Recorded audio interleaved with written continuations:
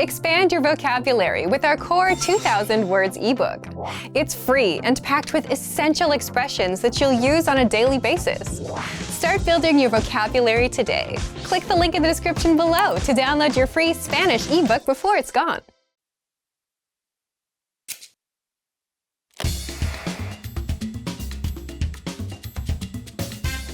Welcome to SpanishPod101.com. Español en 3 minutos, the fastest, easiest, and most fun way to learn Spanish. Hola, soy Lucia. Mucho gusto. Hi, I'm Lucia. Nice to meet you. In this series, we're going to learn basic Spanish phrases. It's super easy and it only takes 3 minutes. In this lesson, you're going to learn how to introduce yourself in Spanish. You will be surprised at how easy it is. Are you ready? Listen again to my introduction. Hola, soy Lucia. Mucho gusto. Hi, I'm Lucia. Nice to meet you. Hola, soy Lucia. Mucho gusto. The first word is hola, which means hi or hello. After that comes soy, which means I am. Hola, soy, and then your name. Hola, soy Lucia means hi, I'm Lucia. Finally, say mucho gusto, which means nice to meet you. So all together it is, hola, soy Lucia, mucho gusto. Hi, I'm Lucia, nice to meet you. It's a polite and common way to greet someone. There is also another way to say your name. Instead of soy Lucia, you could say me llamo Lucia. Me llamo literally means I call myself, but we use it to mean my name is. Hola, me llamo Lucia. Mucho gusto. Hi, my name is Lucia. Nice to meet you. Hola, me llamo Lucia. Mucho gusto. Again, let's take a look at these 2 ways to introduce yourself.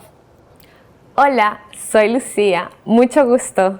Hi, I'm Lucia. Nice to meet you. Hola, me llamo Lucia. Mucho gusto. Hi, my name is Lucia. Nice to meet you. Now it's time for Lucia's Insights. People in Spanish-speaking countries greet each other by shaking hands. But depending on the situation, we often kiss each other on the cheek. So don't be surprised if this happens to you. Do you know how we say thank you in Spanish? You will learn how to say these and many other words in the next lesson. Hasta la próxima. See you then.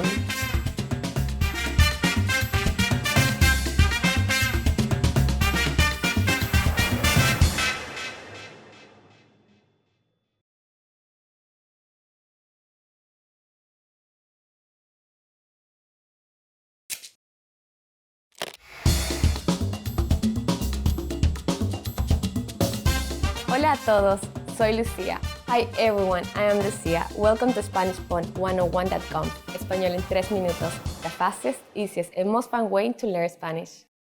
In the last lesson, we learned how to introduce ourselves in Spanish. In this lesson, we are going to learn how to use good manners as we thank people. ¿Están listos? Are you ready? Empecemos. Let's start. There are several ways to thank someone. Let's start with the easiest. It's just one word. Gracias. Gracias. Gracias means thank you. To say thank you very much, you just need to add muchas before it. Muchas means very or a lot. Muchas gracias. Muchas gracias. For a simple thanks, gracias will be enough. If you want to say more than just thanks, muchas gracias is good to use. Now, how do you respond to thank you in Spanish? It's easy. The most common way to say you're welcome is de nada. De nada. Nada means nothing. So, de nada literally means it's nothing. So we use it to mean you're welcome. So when someone says gracias to you, you can simply reply with de nada. Now it's time for Lucia's Insights. If you're not sure about whether to use gracias or muchas gracias, keeping it simple is always your safest bet. You don't have to worry about formal or informal situations. Gracias can be used with just about anyone, anywhere, and at any time. Do you know how to say goodbye to your friends in Spanish? In our next lesson, we will learn these and other greetings. Hasta la próxima. See you then.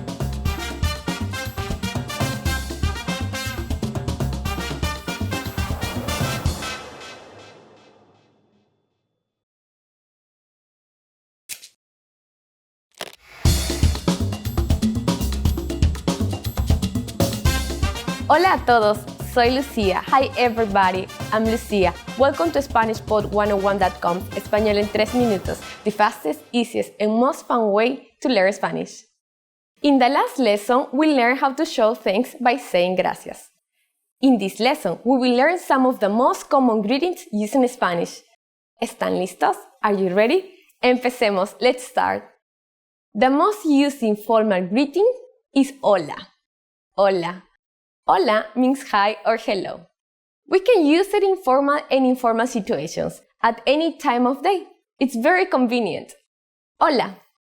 Now, let's look at some greetings that are used at certain times of day. First is good morning. Good morning in Spanish is buenos días. Buenos días. Buenos días literally means good day, but we use it to mean good morning. During the day, we say buenas tardes. Buenas tardes. Buenas tardes means good afternoon. This can be used all day as long as it's light outside. Again, buenas tardes. When it starts to get dark, you can switch to this. Buenas noches. Buenas noches. Buenas noches means good evening or good night, depending on the situation. If you're greeting someone in the evening, it means good evening. If you're speaking to someone before you go to sleep, it means good night. Again, that's buenas noches. Now, you can greet people in many different ways in Spanish. Let's review them all again. As a general greeting, hola. In the morning, buenos días. In the afternoon or during the day, buenas tardes. In the evening or at night, buenas noches. Pretty easy, right? Now it's time for Lucia's insights. If you're not sure which greeting is right to use, buenos días, buenas tardes, or buenas noches, just remember that hola can be used at any time of day. During the next lesson, you will learn the meaning of habla inglés. Do you already know it? In our next lesson, you will learn this phrase and more. Hasta la próxima. See you then.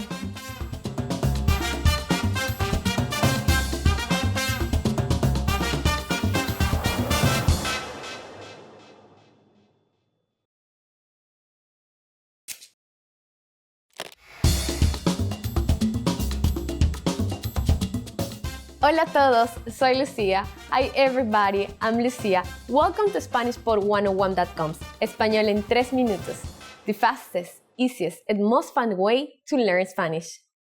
In the last lesson, we learned the most common greeting in Spanish. Do you remember them? In this lesson, we are going to learn a very useful phrase. Do you speak English?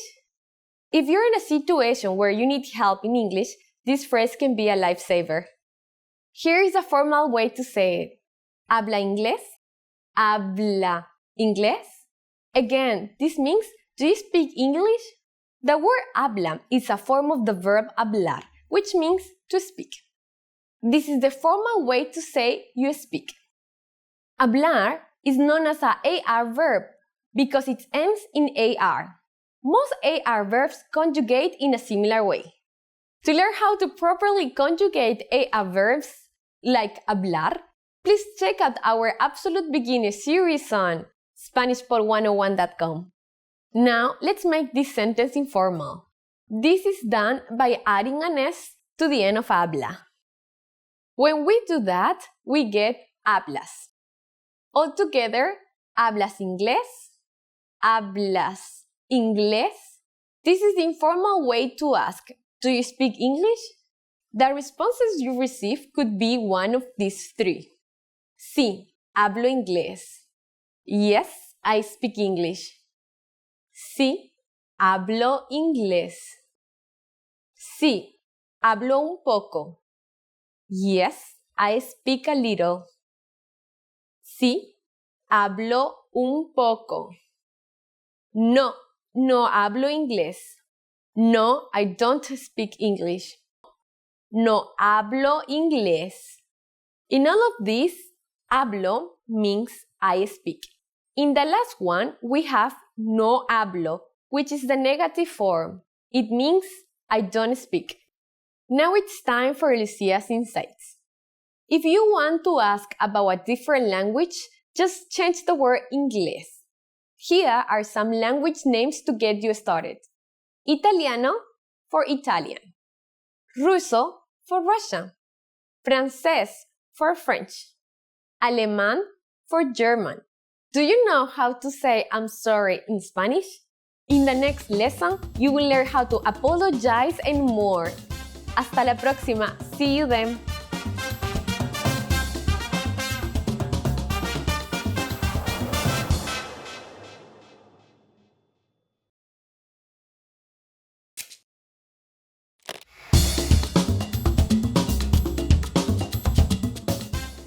Hola a todos, soy Lucía. Hi everybody, I am Lucía. Welcome to SpanishFor101.com. Español en 3 minutos, the fastest, easiest, and most fun way to learn Spanish. In the last lesson, we learned the phrase ¿Habla inglés? Do you speak English?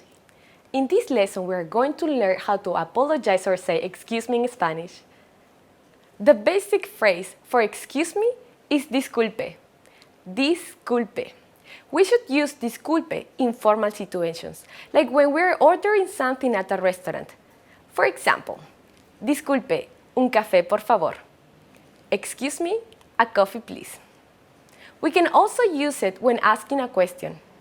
Disculpe, ¿dónde está el baño? Excuse me, where is the restroom? Another way to say excuse me is perdón. Perdón.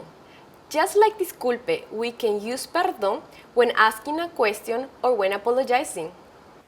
Both of these phrases can be used for either excuse me or I'm sorry. But if you really want to apologize for something, it might be better to use a different phrase. That phrase is lo siento. It means I'm sorry, and it can be used in both formal and informal situations.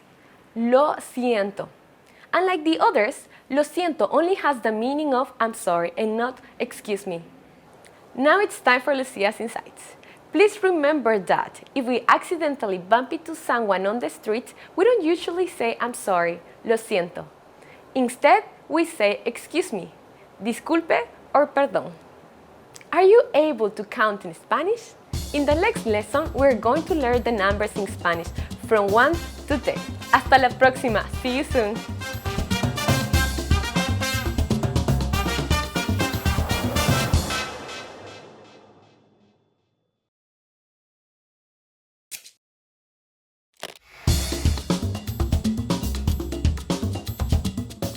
Hola a todos, soy Lucía. Hi everybody, I am Lucía. Welcome to SpanishPod101.com.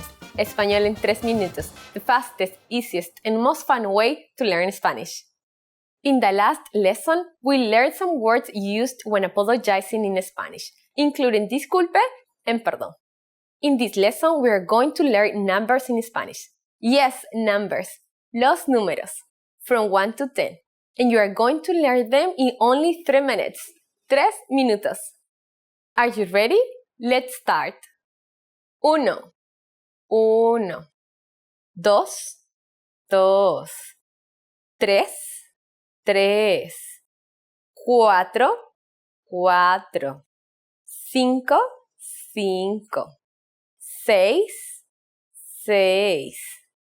7, 7. 8, 8. 9, 9. 10, 10. Okay, now repeat after me. I will say the numbers and give you time to repeat each one. 1, 2, 3, 4, 5, 6, 7, 8, 9, 10. Great job! What's before uno? Do you know? It's similar to English but has a slightly different pronunciation. Cero. Cero. You don't have any more excuses. Now, you can give your phone number to friends in Spanish. Let's do it together.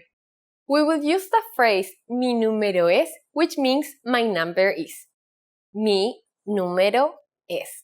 Mi número es 9, 3, 5, 5, 4, 2, 7, 6, 1, 8. Now it's time for Lucia's insights. When we go to the post office in Peru, we sometimes have to stand in line with a number. They will scream número uno, número dos, and so on. Learn your numbers well so you can be ready. Do you know the Spanish word for 100? Here is a hint. It's similar to a common English word. In the next lesson, we are going to learn the numbers from 11 to 100 in Spanish. Your task now is to practice the number we study in this lesson, from 1 to 10. Hasta la próxima. See you soon.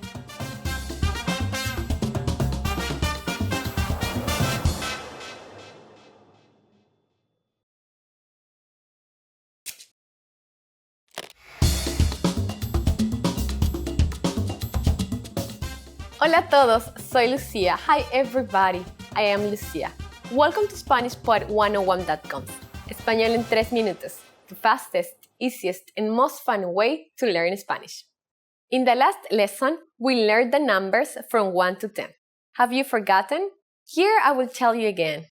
1, 2, 3, 4, 5, 6, 7, 8, 9, 10. And now let's continue from 11.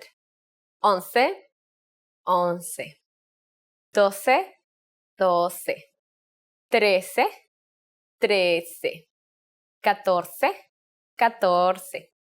15, 15,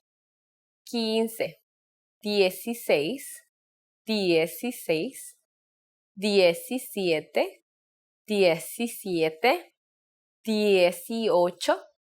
17, 17, 18, 18, 19, 19, and finally 20, 20. Okay, now repeat after me. I will say the numbers and give you time to repeat each one. 11, 12,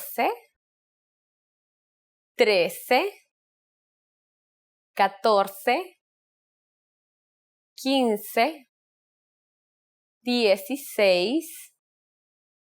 15, 16, 17, 18, 19, 20. These numbers might seem harder to remember, but you really just have to memorize 11, 12, 13, 14, 15, and 20. But for 16, 17, 18, and 19, the numbers always start with 10, which means 10. Let's not stop at 20. We will count from 30 to 100 by tens. It's really easy. 30, 30, 40, 40, 50, 50, 60, 60, 70, 70, 80, 80, 90, 90, 100, 100. While you have to memorize most of these numbers, there are a couple of tricks that will make memorizing them incredibly easy. Let's compare them to the numbers 1 to 10. Notice any similarities? That's right, many of these numbers begin in the same way. However, be careful about 60 and 70. This can cause confusion because they sound so similar. 60, 70. The last thing to learn in this lesson is how to form compound numbers above 20. This is also super easy. Take the tens and simply add the numbers you learned in the previous lesson. Sometimes you have to make a few small changes though. How could you say 21 in Spanish? Let's take it step by step. 20 is 20, but from 21 until 29, we will change the E invente to an E, then add the last number. Pretty easy, right? Let's try it. 21, 21, 22, 22, 23, 23, 29, 29. Isn't that easy? Now, let's look at the numbers over 30. It's much easier as all numbers between 31 and 99 are really easy to write. Try to think of 31 as 30 and 1, which in Spanish could be 31. Simply separate the numbers by adding y between them. Y in Spanish means and. Let's do it together. 34, 34, 68, 68, 95, 95. Now it's time for Lucia's insights. If you can't remember numbers 30 to 99, I will give you an easy way to do it. Just remember that the first part is a shortened form of a number that comes first. For example, 30 begins with 3, 40 begins with 4, and so forth. After only 2 lessons, now you are able to count to 100 in Spanish. In the next lesson, we are going to put your number knowledge to use. Do you have all the skills you need to go shopping in Peru? I will be waiting for you in our next lesson. Hasta la próxima. See you soon.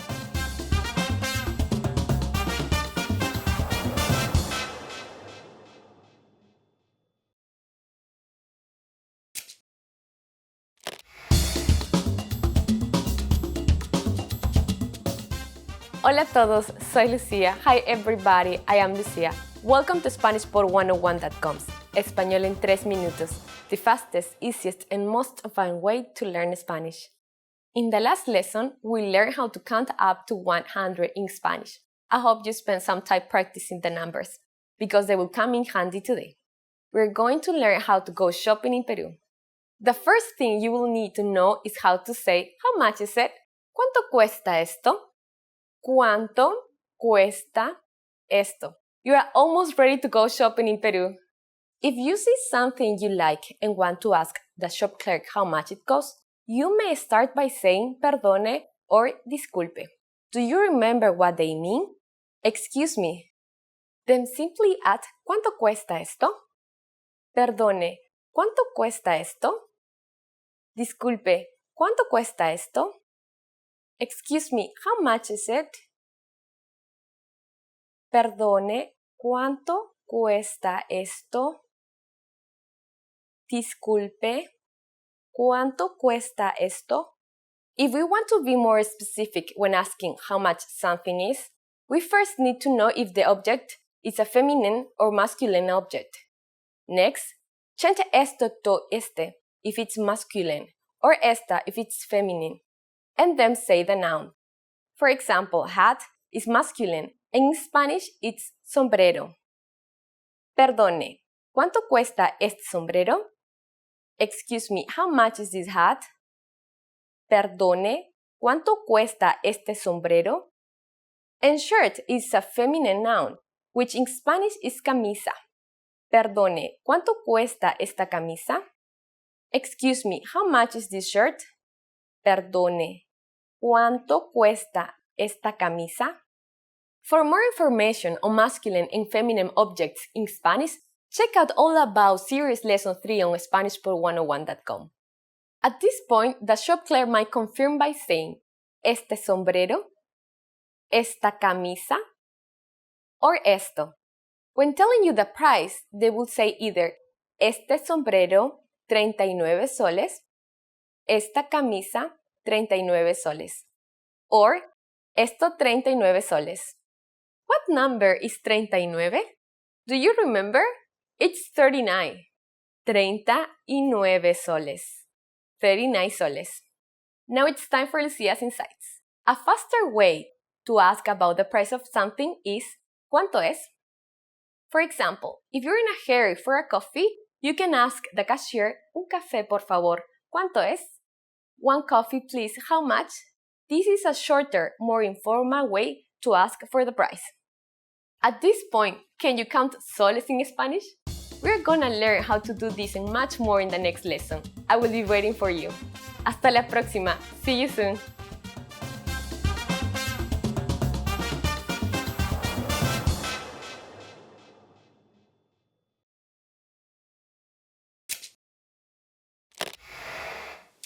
Hello everybody, Rosa here. Welcome to As a Teacher, where I'll answer some of your most common Spanish questions. The question for this lesson is, how can you tell if a noun is masculine or feminine? In Spanish, every noun has a gender. That applies to plural nouns too. Other Romance languages have masculine and feminine nouns too. It's a trait that comes from Latin, and the gender can depend on its origin in an older Latin word. English doesn't have masculine or feminine nouns, so the easiest way to tell the gender of a noun is to take a look at the last letter of a noun. The general rule is that if a noun ends in A, it is feminine. For example, la manzana, the apple, la ventana, the window, and la casa, the house. Nouns that end in O are generally masculine. For example, el horno, the oven, el perro, the dog, and el libro, the book. The only thing is, there are a lot of exceptions. For example, el mapa, which is the map, even though it ends in A, it is masculine, and el día, meaning the day, which is also masculine. Some other examples are la foto, meaning the photo, which is feminine even though it ends in an O, and la mano, the hand, which is also feminine. Because there are so many exceptions, it's best to learn the nouns with their articles. These are the and A in English. For Spanish, it could be el or un for masculine words, and la or una for feminine words. However, O and A are not the only indicators for masculine and feminine words. Here are a few others. Nouns that end in E, ma, or an accented vowel such as I are often masculine.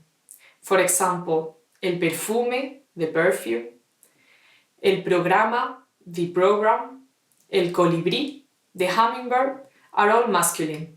On the other hand, nouns that end in D, Z, or ion are normally feminine. For example, la felicidad, the happiness, la nariz, the nose, and la religión, the religion, are feminine. It's important to remember what gender a noun is because it sometimes influences other parts of the sentence. They modify. Adjectives in particular change their spelling according to the gender of the nouns they modify. It goes a bit like this. A notebook, un cuaderno, is masculine. So to say a red notebook, you could say un cuaderno rojo. An apple, una manzana, is feminine. So a red apple could be una manzana roja, with rojo changing to roja, ending with an A. I hope that answers the questions. If you have any more questions, please let them in the comments below and I'll try to answer them. ¡Hasta luego!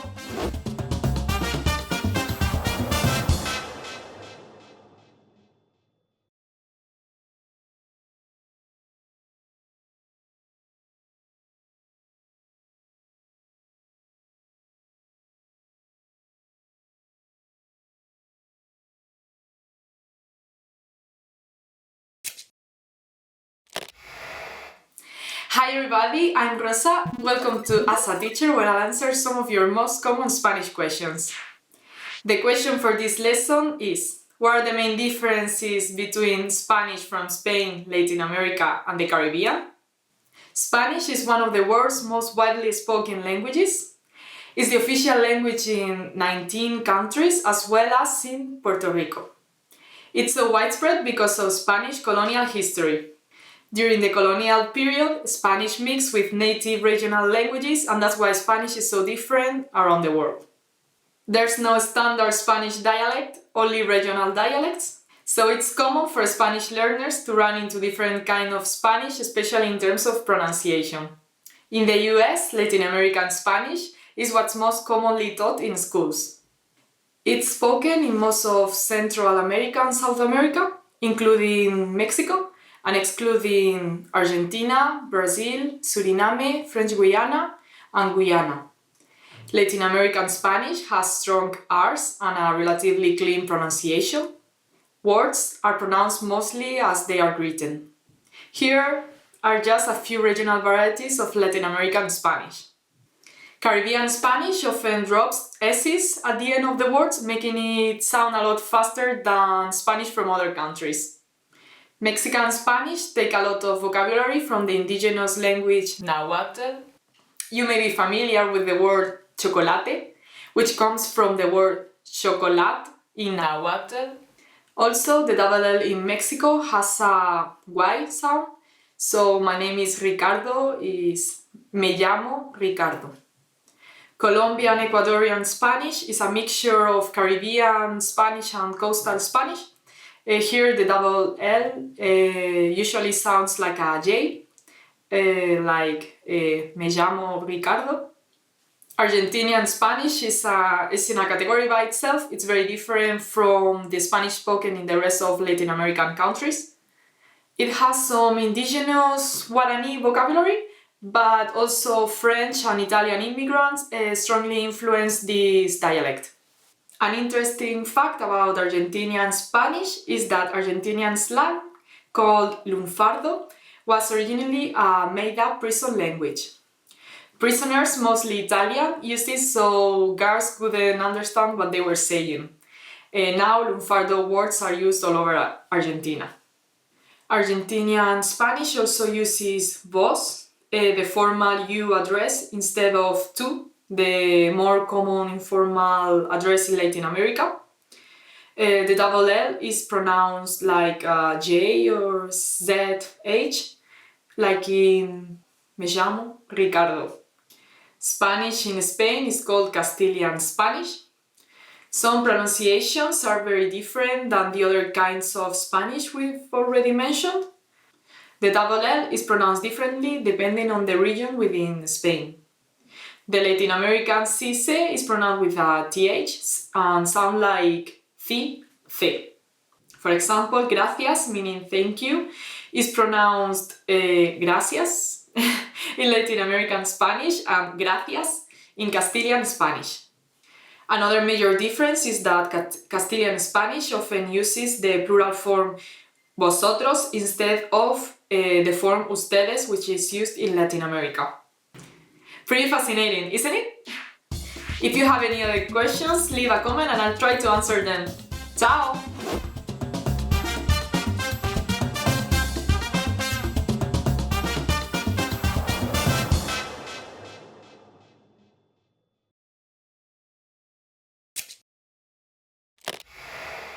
Hi everybody, Rosa here. Welcome to As a Teacher, where I'll answer some of your most common Spanish questions.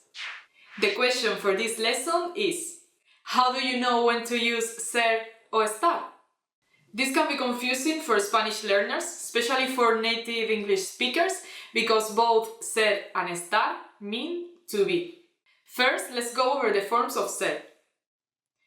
I am, yo soy, you are singular, tú eres.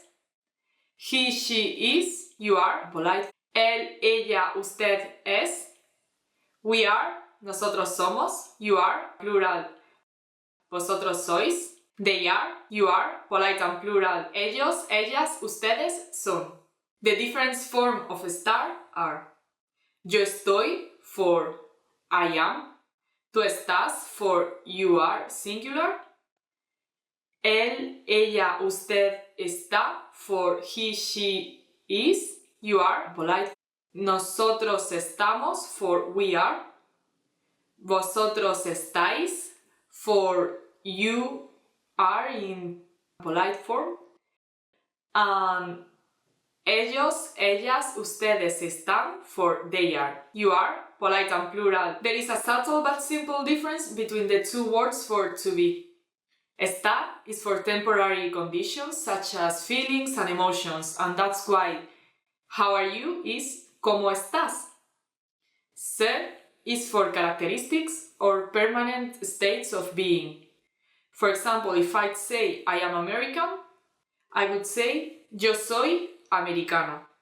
Here's a good rule of thumb. Turn the sentence into a question. If the question uses how, then use estar.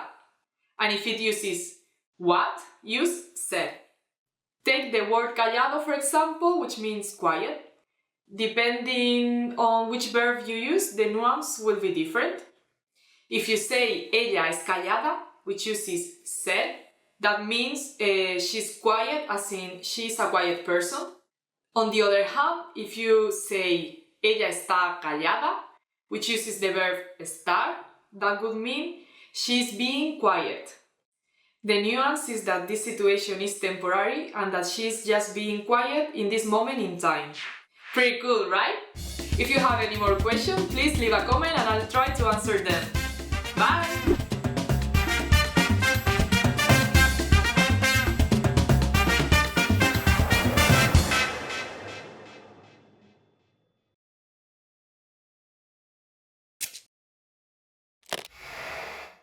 Hi everybody, Rosa here. Welcome to As a Teacher, where I'll answer some of your most common Spanish questions. The question for this lesson is, what are false friends? There are a lot of words that look similar in English and Spanish, but they don't always mean the same thing. False friends is a great name for them because they can be a bit deceptive. Here are some of the most common false friends. Beware of this so you can avoid misunderstanding when speaking Spanish with others. Asistir doesn't mean to help, that is, ayudar. Asistir is to attend. For example, to attend a concert could be asistir a un concierto. Likewise, un asistente is an attendee, and asistencia is attendance. In a more shocking example, molestar isn't as bad as it sounds, it just means to bother. And you won't find un éxito in a building, éxito means success. For your studies, lectura is another one that is easy to misinterpret. Lectura means reading. And a lecture could be una conferencia or una clase. Another example is una carpeta, which isn't a carpet, but a folder. And una librería is actually a bookstore, so don't expect to borrow anything for free. The word for library is biblioteca. And what's how you use actual? Because actual means current. Actualmente means currently. Be careful with embarazada too. Embarrassed is avergonzado for men and avergonzada for women. Don't use embarazado with a man because it means pregnant. If you see sopa on a restaurant menu, don't be alarmed, it's just soup. If you hear someone say delito though, which may be mistaken for delight, you should be concerned because it's actually crime. Last but not least, constipado can be a bit confusing. As an adjective, it means constipated, but used as a noun, it refers to the common cold. Pretty interesting, right?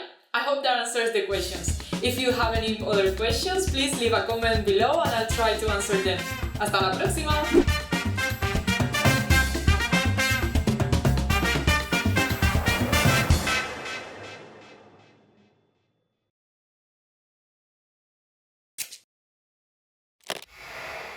Hi everybody, Rosa here. Welcome to As a Teacher, where I'll answer some of your most common Spanish questions.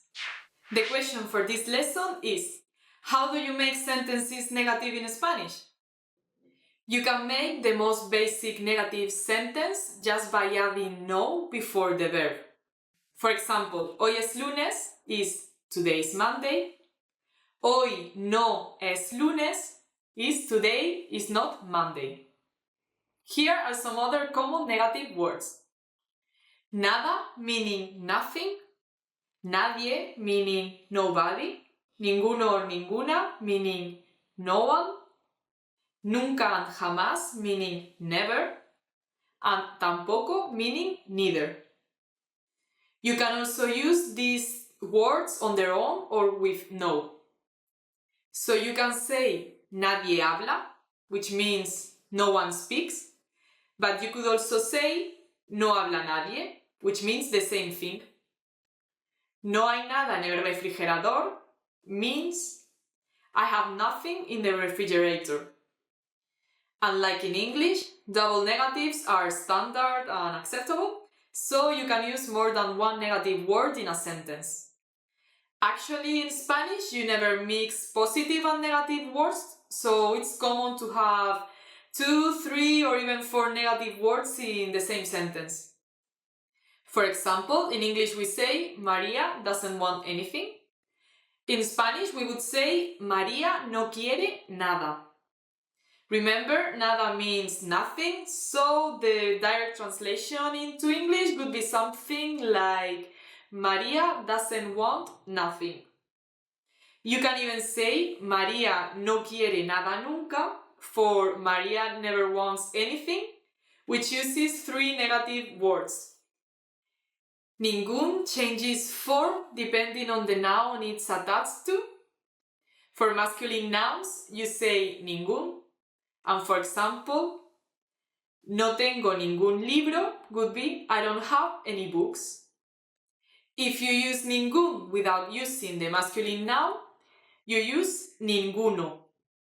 Say you're responding to the question, ¿Tienes algún libro? Which is, do you have any books? You would say, no, no tengo ninguno. No, I don't have any. For feminine nouns, you use ninguna in both situations. Not so bad, right? If you have any more questions, please leave a comment below and I'll try to answer them. ¡Hasta luego!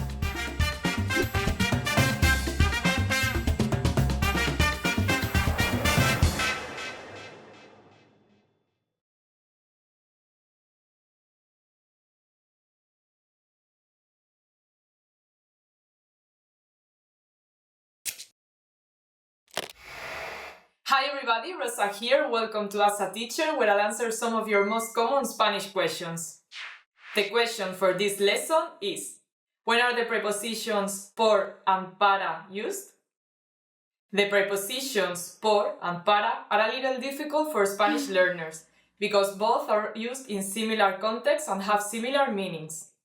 In English, the prepositions por and para are frequently translated as for, by, and to. Let's go over por and para so you can learn how to use them correctly.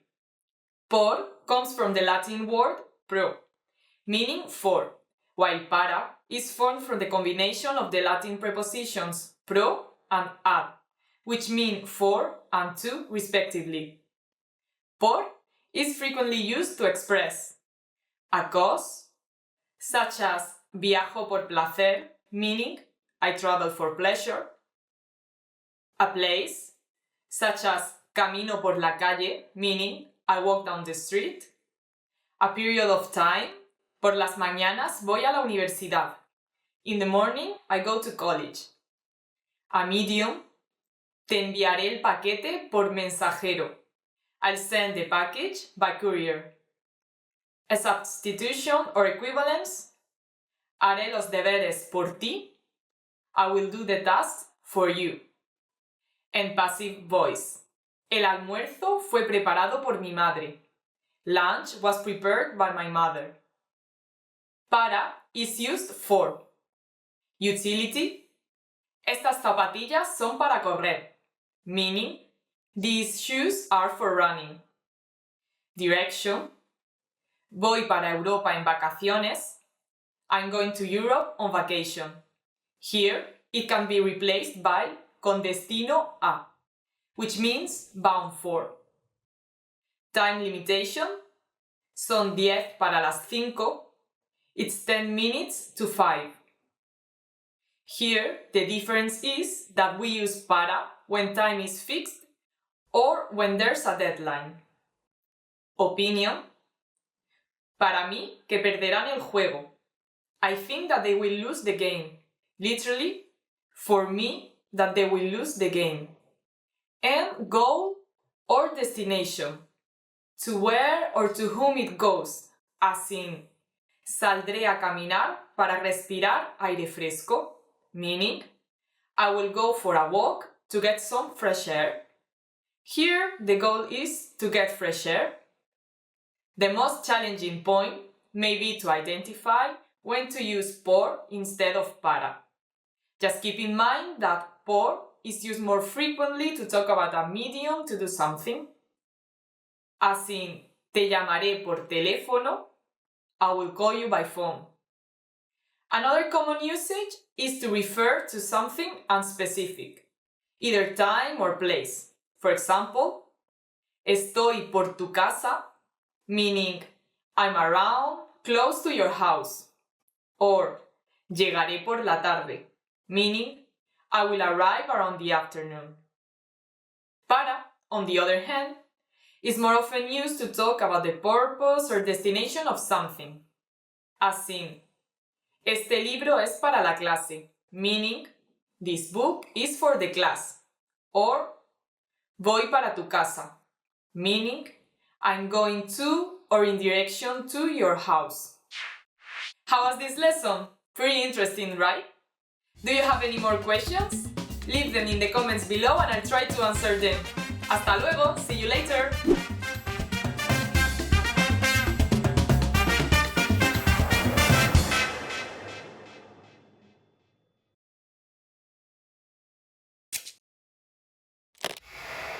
Hi everybody, Rosa here. Welcome to As a Teacher, where I'll answer some of your most common Spanish questions. The question for this lesson is, when do you use the conjunction u instead of o? First, let's go over some background information on how to use o. O is a conjunction in Spanish that means or. It's a conjunción coordinada disyuntiva, or disjunctive coordinating conjunction. That means it connects two different sentences and it used to give contrast or connect contrary opinions. An example of contrast would be: sal a trabajar ahora o no llegarás a tiempo. Meaning, go to work now or you are not going to be on time. Here, that means if part A, go to work, doesn't happen, part B, you are not going to be there on time, will happen. An example of connecting contrary opinions would be: ¿qué quieres de postre? ¿Helado o fruta? Meaning, what do you want for dessert? Ice cream or fruit? This is the most common use of o. Now, on to the question for this lesson. O changes to u when or precedes a word that begins with an o sound.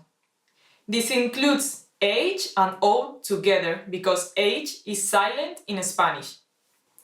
Let's go through some examples so you can learn when to use U instead of O. First up, más vale que vengas a la hora u otra persona te quitará el sitio. Meaning, you better come on time or another person is going to take your place.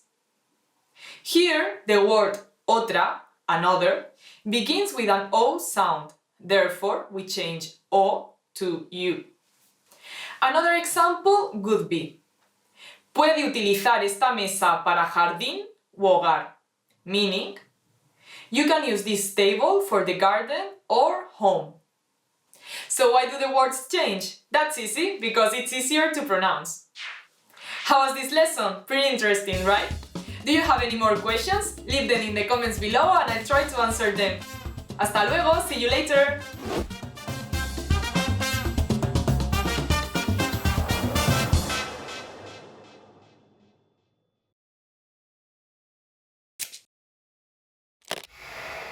Hi everybody, Rosa here. Welcome to As a Teacher, where I'll answer some of your most common Spanish questions.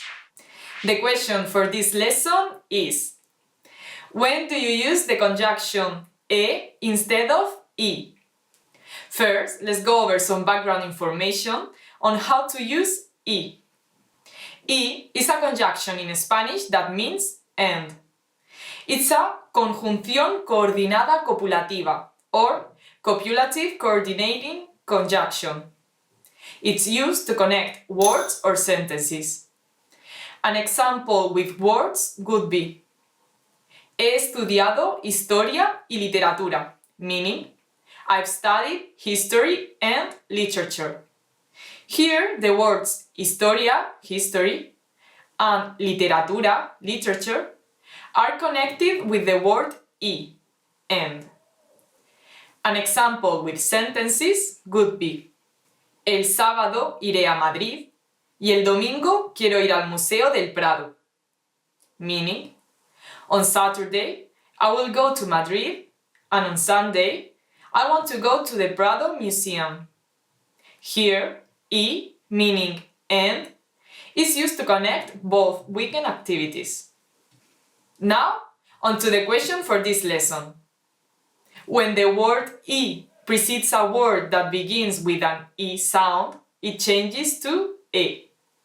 This includes H and I together because H is silent in Spanish. Let's go through some examples so you can learn when to use E instead of I. Mañana quiero levantarme temprano e ir de compras means tomorrow I want to get up early and go shopping. Here, the verb ir, meaning to go, begins with an I. Therefore, I changes to E. Let's do one more example. Son hermanos, pero parecen padre e hijo. They are brothers, but they look like father and son. Here, the word hijo, son, is spelled H-I, but has an I sound. Therefore, I changes to E. A good thing to remember is words that have been borrowed from other languages such as English and maintain their original pronunciation also require I to change, like in this example. Me pidió dirección e email, meaning he asked for my direction and email. This is because the word email has an I sound. Now here's the tricky part. If the word begins with I or HI but doesn't make an I sound, then you don't have to use E instead of I. For example, words that have an initial diphthong like coge la olla y hierve las verduras, meaning pick the pot and boil the vegetables, don't need I to change as the sound is different than I. So why do the words change? That's easy, because it's easier to pronounce. How was this lesson? Pretty interesting, right? Do you have any more questions? Leave them in the comments below and I'll try to answer them. Hasta luego! See you later!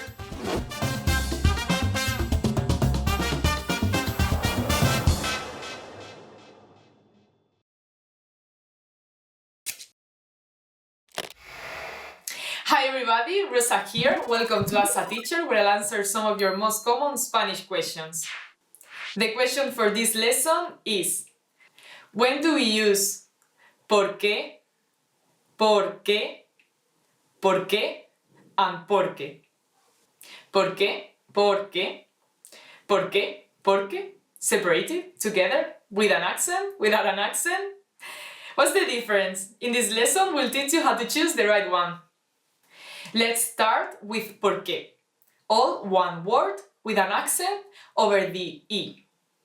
This is a masculine substantive meaning cause, motive, or reason. Normally, an article precedes it. An example would be: no quiero saber el porqué. In this case, the meaning is: I don't want to know the cause, motive, or reason. It also has the plural form los porqués. Next, let's move on to Porqué, separated with an accent over the E. This phrase is used to ask about the cause, the reason, or motive of something.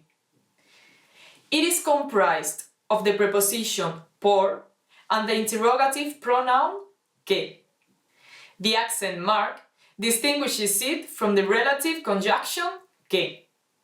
In this case, porque functions as why. For example, ¿por qué no has llegado antes?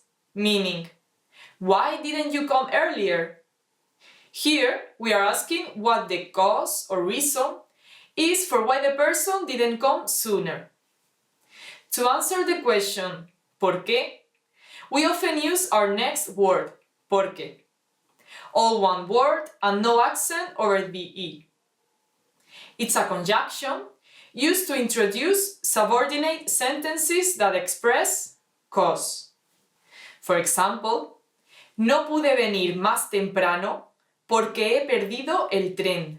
Meaning, I couldn't come before because I lost the train. In this case, porque functions as because. Our last one is porque, separated and no accent over the E. There are two grammatical uses for this one. The first use is the preposition por plus the relative pronoun que. For example, son varios los motivos porque te llamo. Literally, there are various reasons for which I call you. Sometimes you can find an article between por and que. Por el que, por la que, por los que, or por las que. Usually it means for which. In the second use, it's comprised of the preposition por plus the subordinating conjunction que. We find it when we have specific verbs that require the preposition por. For example, estoy contento porque vengas a visitarme. Literally translated as I'm happy for that you are going to visit me. So remember, porque, the reason, is a noun. ¿Por qué? Why makes questions. Porque, because, answers questions. And por qué, for which or verbs that require por. How was it? Pretty interesting, right? Do you have any more questions? Leave them in the comments below and I'll try to answer them. Hasta luego, see you later!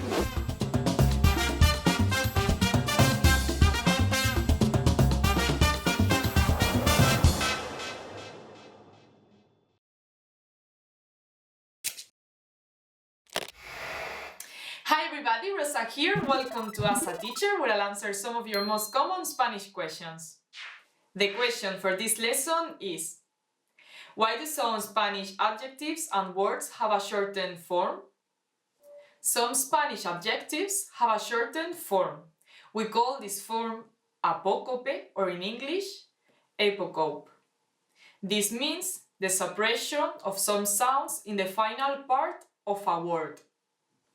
Most adjectives lose their last vowel, for example, o, when they are placed before a singular masculine noun.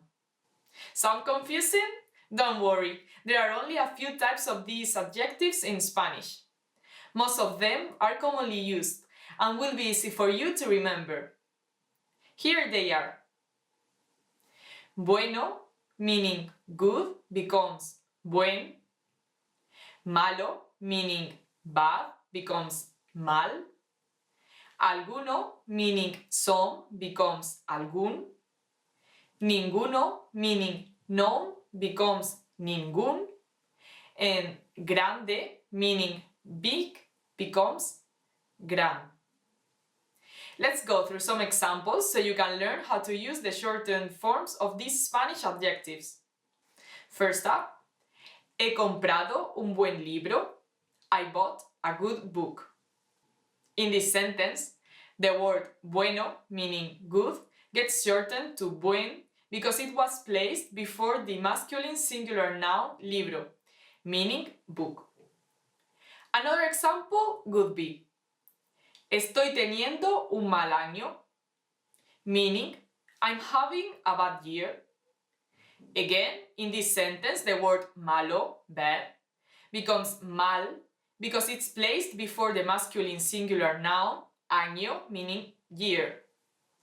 You can also see this shortened form with ordinal and numeral adjectives like primero, first, becomes primer, and tercero, third, becomes tercer. With numeral, it sounds like this. Uno, meaning one, becomes un, and ciento, meaning 100, becomes cien. Let's go through some more examples.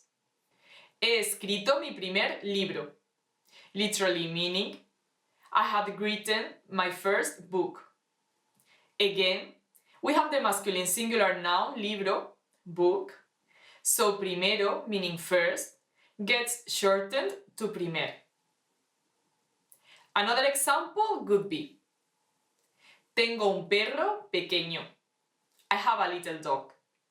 Here, the word perro, dog, is in its singular masculine form, so uno, one, gets shortened to un. Remember that these adjectives only lose the final vowel when they are placed before a singular masculine noun. If placed after the noun or if the noun is feminine, their vowel will remain intact. How was this lesson? Pretty interesting, right? Do you have any more questions? Please leave them in the comments below and I'll try to answer them. Hasta luego, see you later!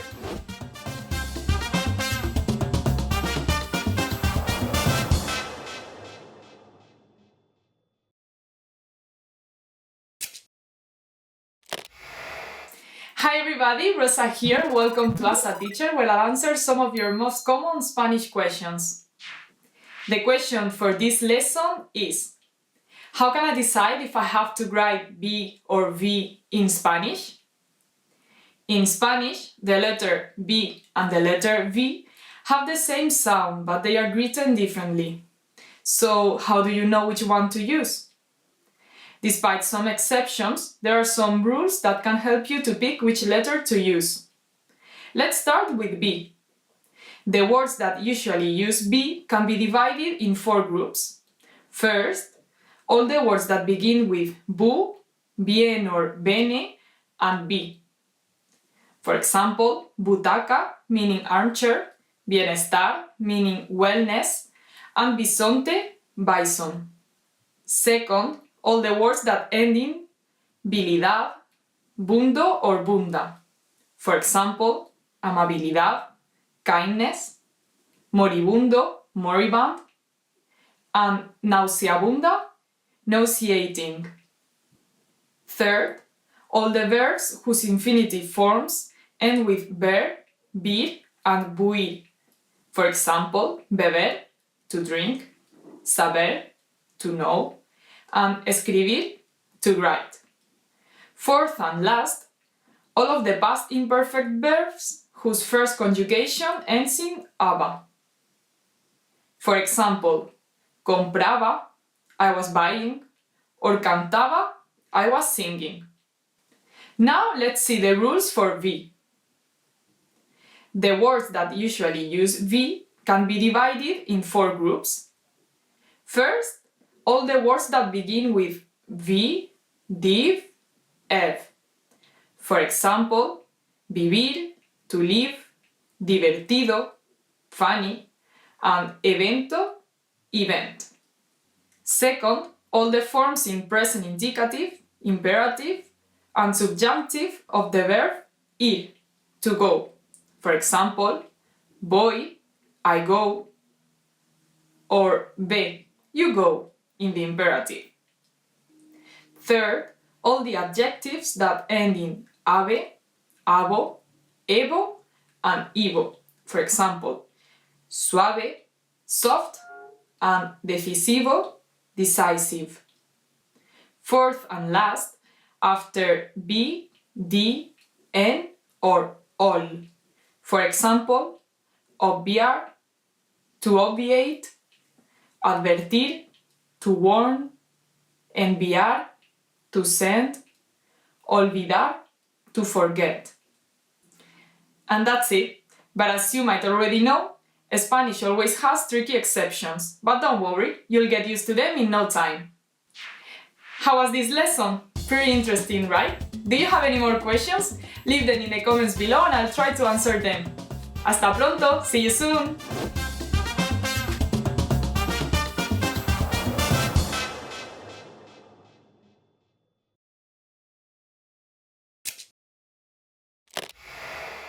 Hi everybody, Rosa here. Welcome to As a Teacher, where I'll answer some of your most common Spanish questions.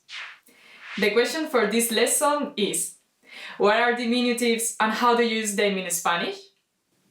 Appreciative suffixes are added to the end of a word to express an emotive or affective appreciation or to show an opinion. They are classified into three types: diminutives, augmentatives, and pejoratives. In this lesson, we'll discuss the diminutives. Vamos allá! Let's go! Diminutives are used to emphasize that something is particularly small or short.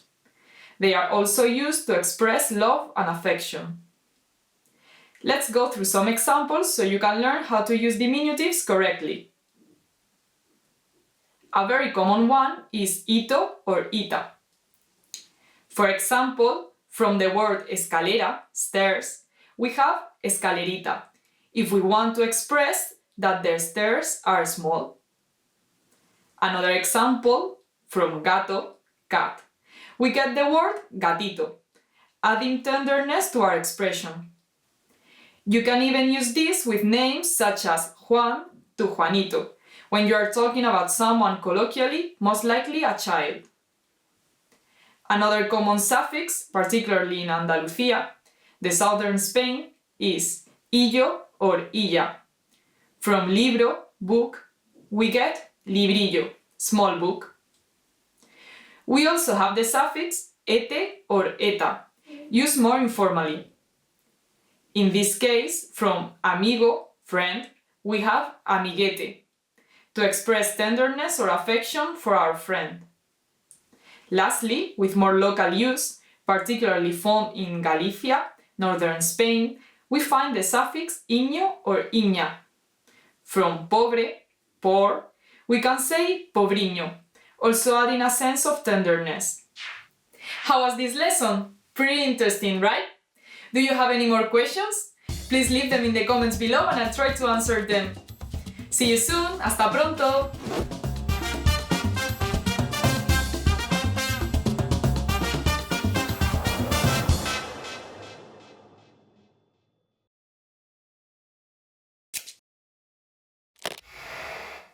Hi everybody, Rosa here. Welcome to As a Teacher, where I'll answer some of your most common Spanish questions.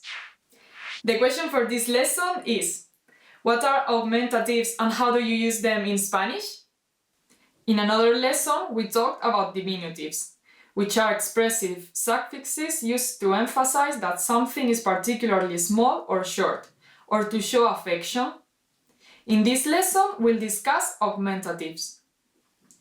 Augmentatives are expressive suffixes that emphasize that something is big or has great importance. We'll talk about the most common ones in this lesson. Let's do some examples so you can learn how to use augmentatives correctly. On or ona are common augmentative suffixes, and they are used with words like cabeza, meaning head, to make cabezón, a big head. Note that sometimes this is used in a bad or mocking sense. For example, from barriga, belly, we get barrigón, a big belly. Another commonly used suffix is azo or aza. From éxito, success, we get exitazo, to express that something was a great success or a big success. Sometimes, when the word is combined with a tool or utensil, it explains an action that was performed with that tool. For example, bastón, stick, becomes bastonazo, and means to hit with a stick. The same happens with pelota, ball, becoming pelotazo, to hit with a ball. Lastly, the suffix ote or ota is commonly used with names and adjectives that apply to people. It's also used for making things seem bigger. However, this one can have a more affectionate sense or can be a soft way of making fun of someone. However, it always depends on the intention of the speaker. For example, from muchacho, boy, to muchachote, literally meaning big boy. And with amigo, friend, we get amigote. This could be used by, for example, your father, in a kind way or to make a joke. How was this lesson? Pretty interesting, right? Do you have any more questions? Please leave them in the comments below and I'll try to answer them. Hasta luego, see you soon!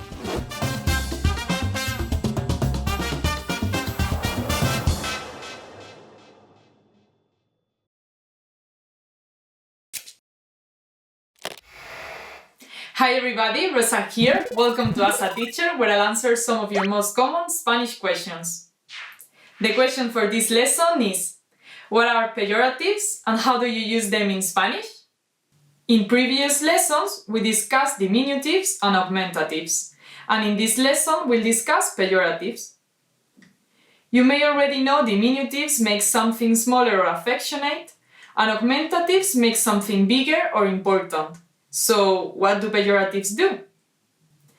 Pejoratives are used to emphasize something negative. We'll go over the most common ones in this lesson. Let's go over some examples so you can learn how to use pejoratives correctly. A common pejorative suffix is ucho or ucha.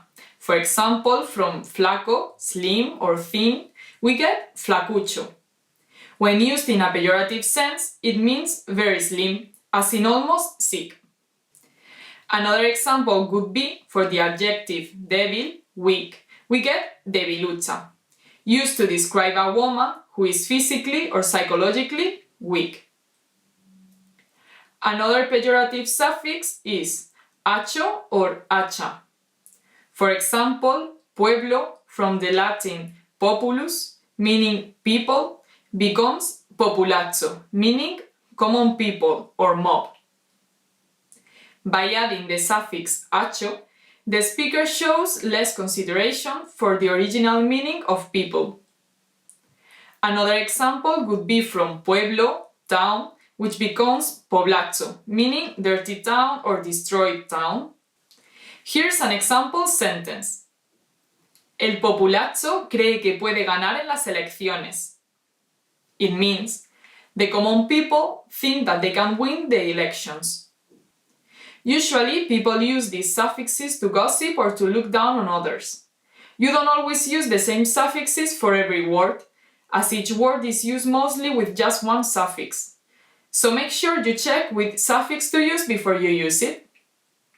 Here we have other less common pejorative suffixes, like ejo or eja, changing tipo, meaning guy, to tipejo, bad guy, calle, meaning road, to calleja, narrow road, or uzo or uza, from gente, meaning people, we get gentuza, bad people.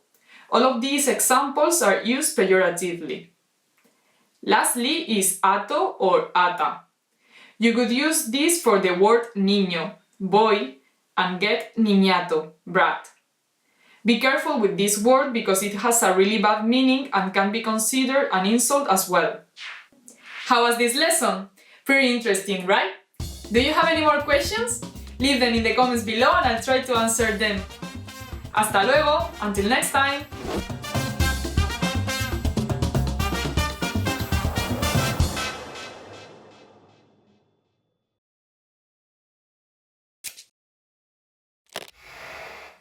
Hi everybody, Rosa here. Welcome to As a Teacher, where I'll answer some of your most common Spanish questions.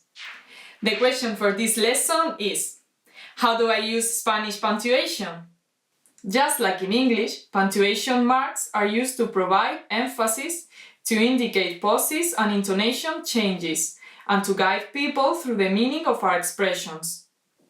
Let's take a look to the basic uses of punctuation marks in Spanish. The first one is el punto.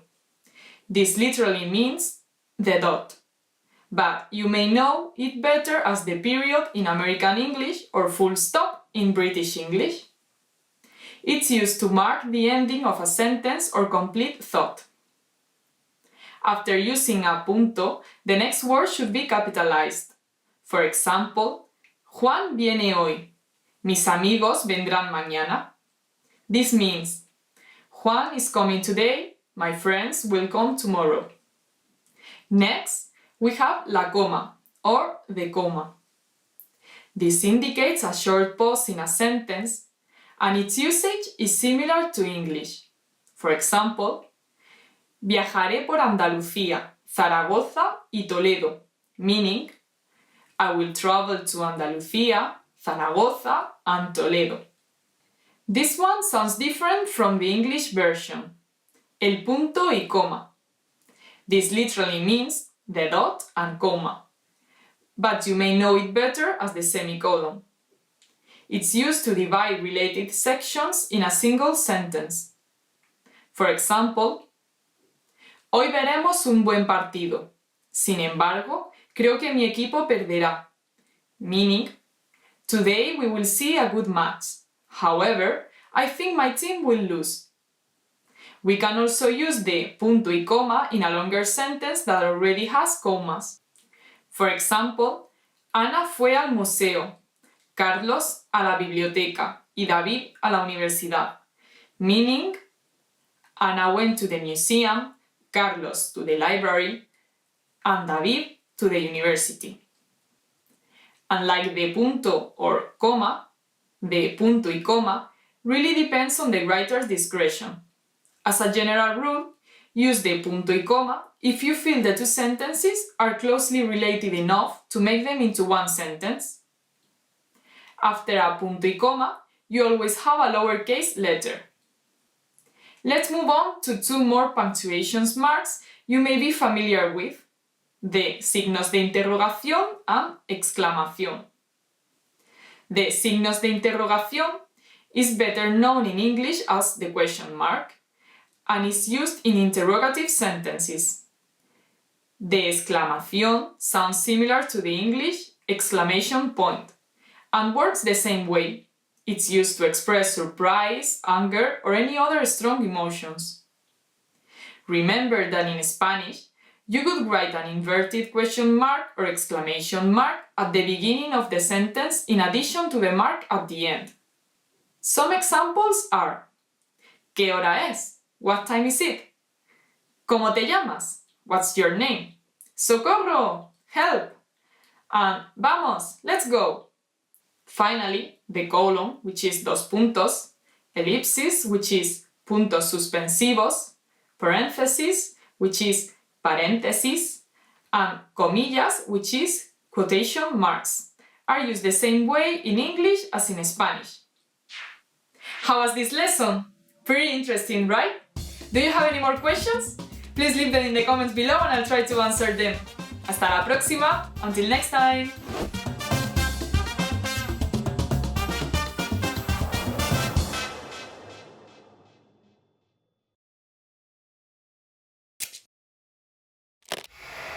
Hi everybody, Rosa here. Welcome to As a Teacher, where I'll answer some of your most common Spanish questions. The question for this lesson is: why is the adjective sometimes written before the noun in Spanish? In Spanish, adjectives are usually placed after the noun, but sometimes adjectives precede the noun. When that happens, some adjectives change their meaning. If we use these adjectives before the noun, the meaning is objective or descriptive. When it's placed after the noun, as usual, the meaning is subjective or connotative. Let's go through some examples so you can learn how to use adjectives before nouns correctly in Spanish. Let's take the adjective pobre, meaning poor.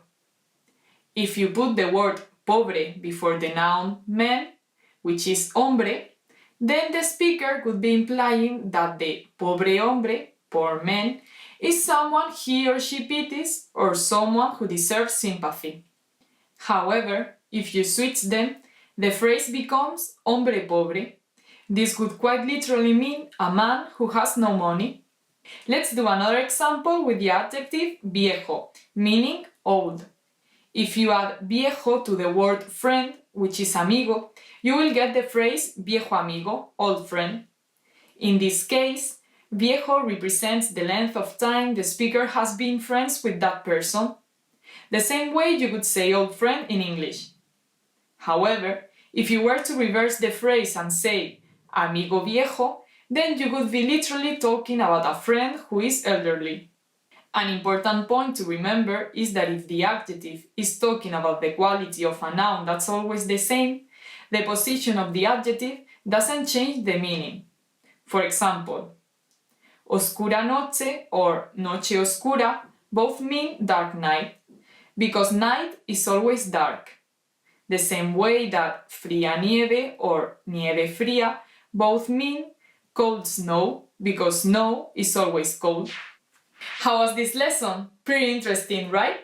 Do you have any more questions? Please leave them in the comments below and I'll try to answer them. Hasta luego, see you soon!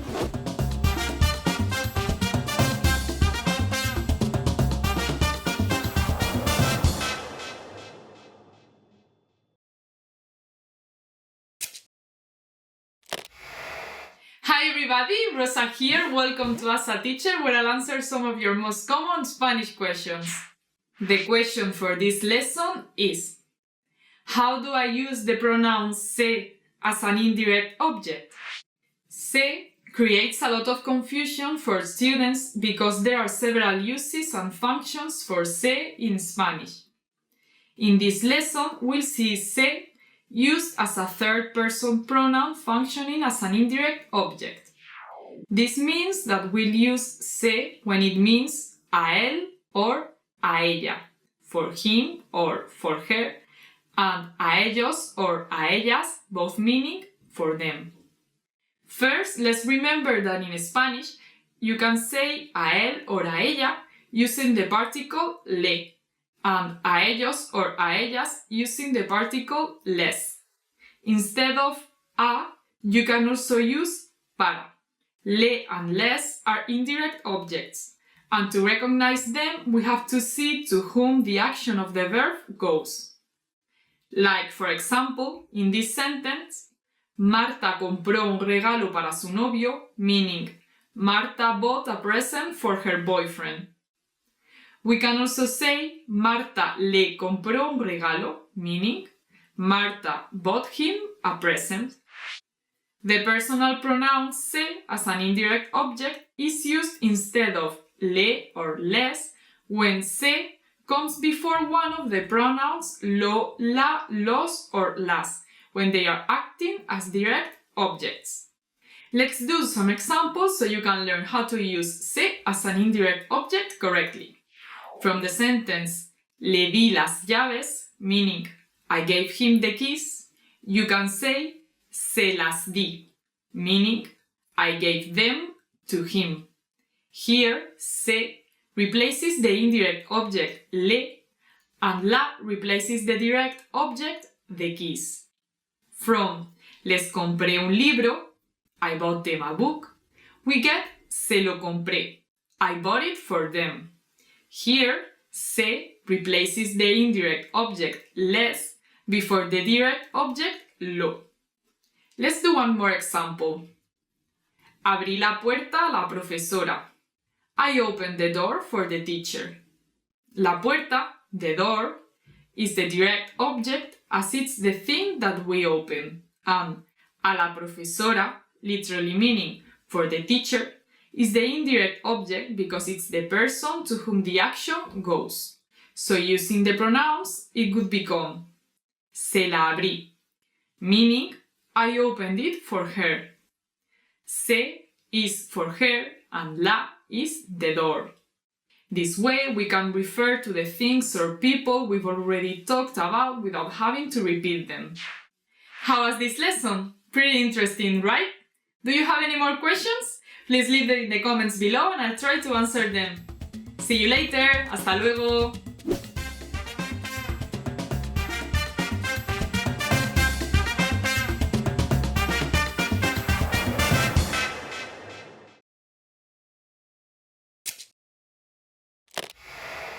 Hi everybody, Rosa here. Welcome to As a Teacher, where I'll answer some of your most common Spanish questions.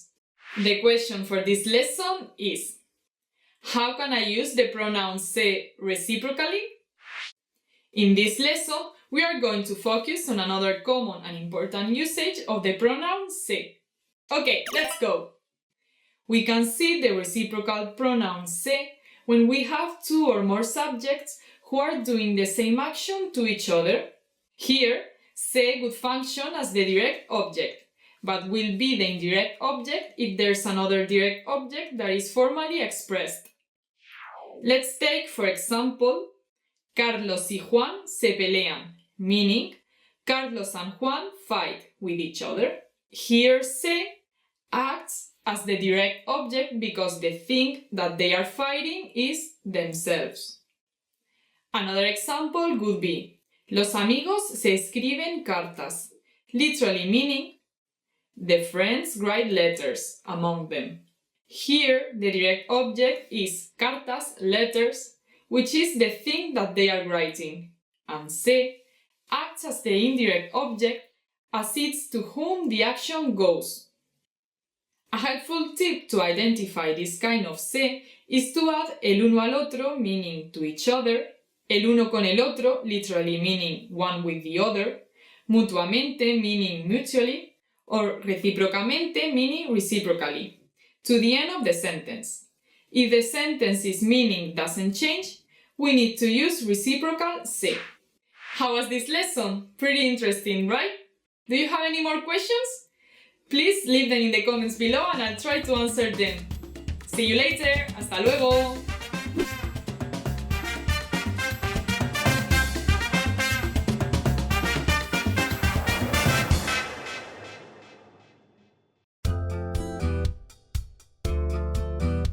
Welcome to Can Do Spanish by SpanishPod101.com.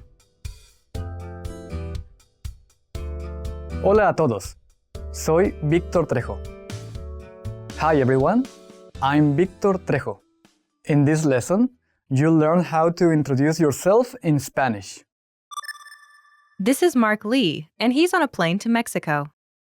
Angel Salazar, a passenger sitting next to him, introduces himself by saying, "Hi, I'm Angel. Nice to meet you." Hola, soy Ángel. Mucho gusto. Listen to the conversation and focus on Mark's response. Note, even though this is their first encounter, both Angel and Mark use only their first names. Ready? Hola, soy Ángel. Mucho gusto. Mucho gusto. Soy Mark. Once more with the English translation. Hola, soy Ángel. Mucho gusto. Hi, I'm Angel. Nice to meet you. Mucho gusto. Soy Mark. Nice to meet you. I'm Mark.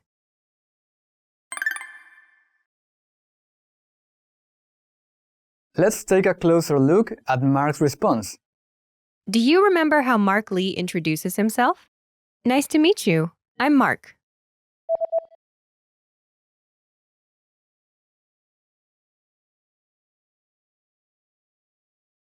Mucho gusto. Soy Mark. First is the expression, Mucho gusto.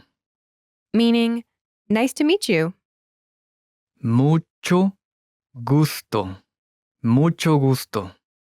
This expression literally means much pleasure, but translates as nice to meet you. Mucho gusto. This expression can be used in any situation, from an informal encounter to a business meeting. Do you remember how Mark says, "I'm Mark"?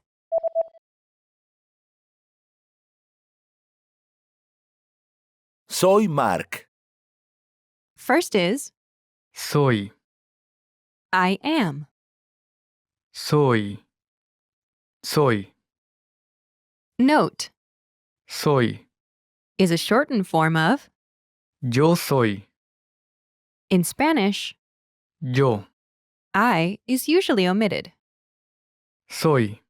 Is from the verb Ser. meaning to be in Spanish. Ser. Next is the name.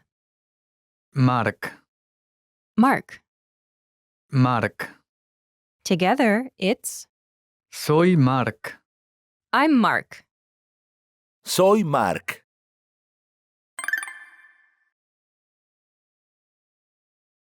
The sentence pattern is Soy name. I'm name. Soy name.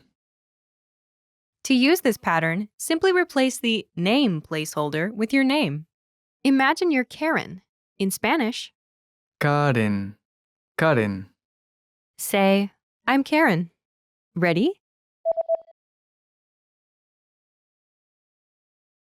Soy Karen. I'm Karen. Soy Karen. Note that Mexican people have two last names. The first one comes from the father's family, and the second one from the mother's. In a formal situation, people might give you only their first last name, or they might give you both. For example, Angel's full name is Ángel Salazar Almonte. In a formal situation, such as when he's talking to a colleague, he might say, Soy Ángel Salazar. I'm Ángel Salazar. Soy Ángel Salazar. Or in an even more formal situation, such as when he's introducing himself to a new boss, he would probably give both last names.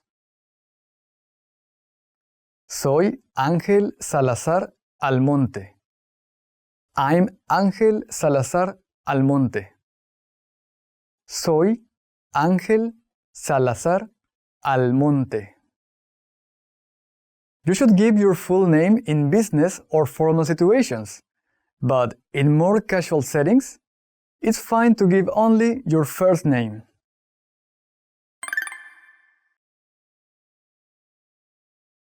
Let's look at some examples of people introducing themselves. Listen and repeat, or speak along with the native speakers. Mucho gusto. Soy Ángel. Mucho gusto. Soy Ángel. Mucho gusto. Soy Mark. Mucho gusto. Soy Mark. Mucho gusto. Soy Karen. Mucho gusto. Soy Karen. Mucho gusto. Soy Víctor. Mucho gusto. Soy Víctor. Mucho gusto. Me llamo Sonia. Mucho gusto. Me llamo Sonia. Did you notice how the last speaker replaces soy with me llamo?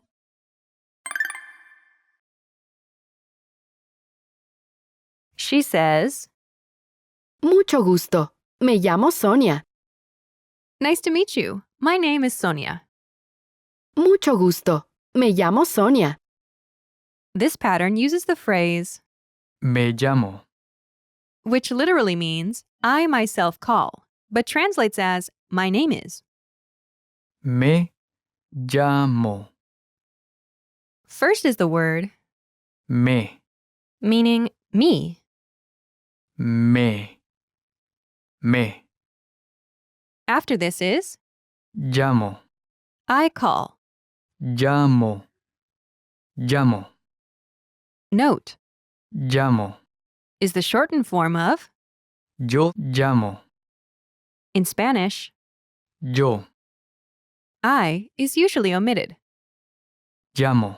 Is from the verb Llamar. meaning to call. Next is the name Sonia. Sonia. Altogether, it's Me llamo Sonia. literally, myself I call Sonia, but it translates as, my name is Sonia. Me llamo Sonia. The pattern is, Me llamo name. my name is name. Me llamo name. You should be aware of this pattern, but for this lesson, we'll use the sentence pattern, Soy name. I'm name. Soy name.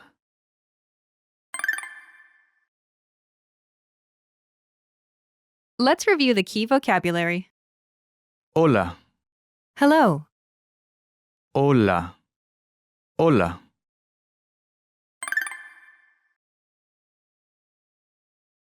Let's review. Respond to the prompts by speaking aloud.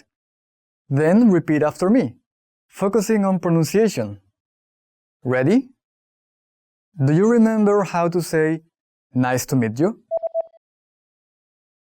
Mucho gusto. Mucho gusto. and the Spanish pronunciation of Mark's name? Mark. Mark. Do you remember how Mark says, I'm Mark?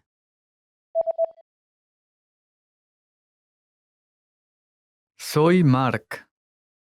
Soy Mark. Do you remember how Mark says, nice to meet you, I'm Mark?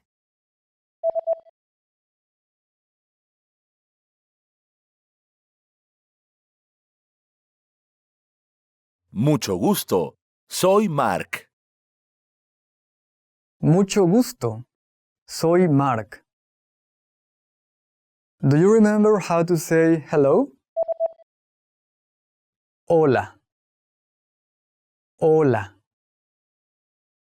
Finally, do you remember how Angel says, hi, I'm Angel, nice to meet you?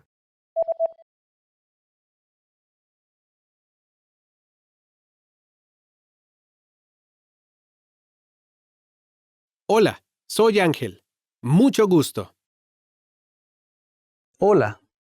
Soy Ángel. Mucho gusto.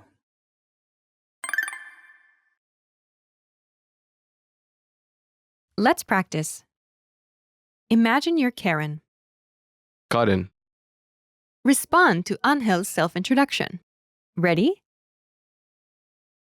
Hola, soy Ángel. Mucho gusto.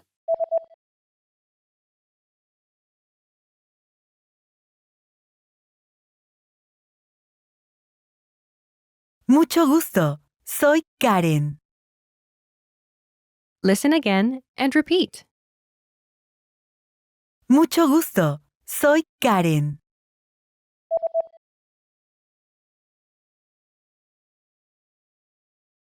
Mucho gusto. Soy Karen. Let's try another. Imagine you're Sonia. Sonia. Ready? Hola, soy Ángel. Mucho gusto.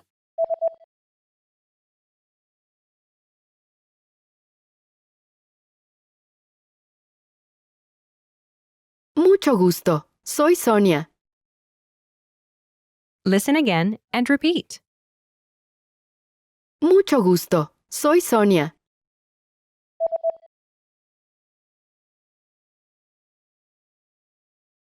Mucho gusto. Soy Sonia.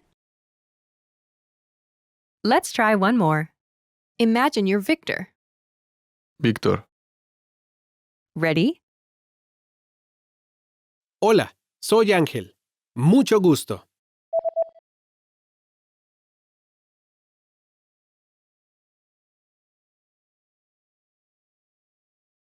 Mucho gusto. Soy Víctor. Listen again and repeat. Mucho gusto. Soy Víctor.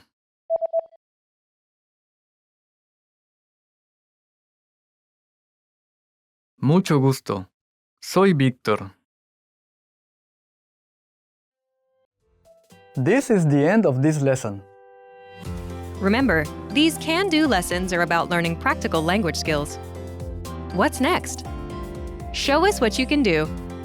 When you're ready, take your assessment.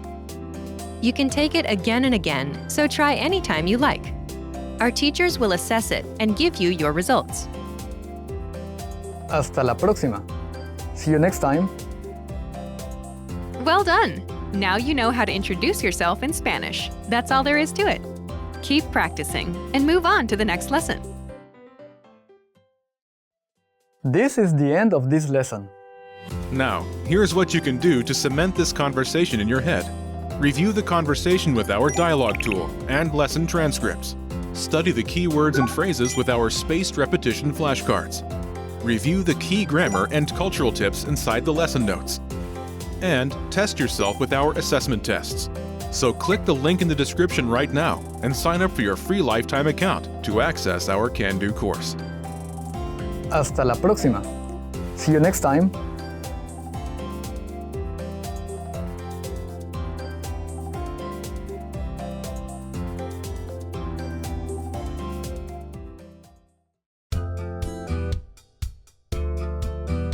Welcome to Can Do Spanish by SpanishPod101.com.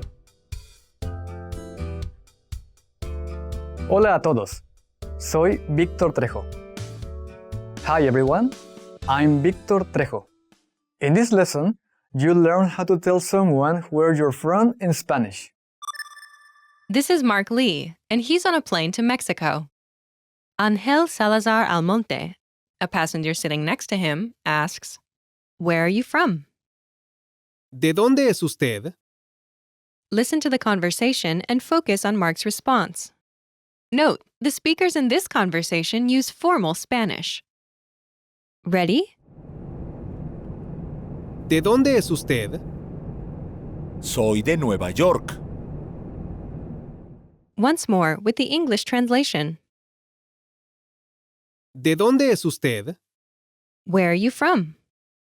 Soy de Nueva York. I'm from New York.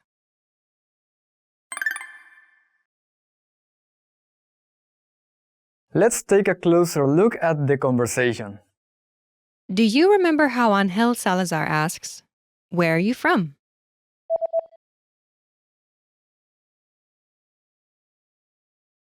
¿De dónde es usted? Let's start with Usted. a formal word meaning you. Usted. Usted. Before Usted. is, Es. this literally means is, but it translates as are, as in are you when using formal Spanish. Es. Es. Note, Es. comes from the verb Ser. meaning to be. Ser.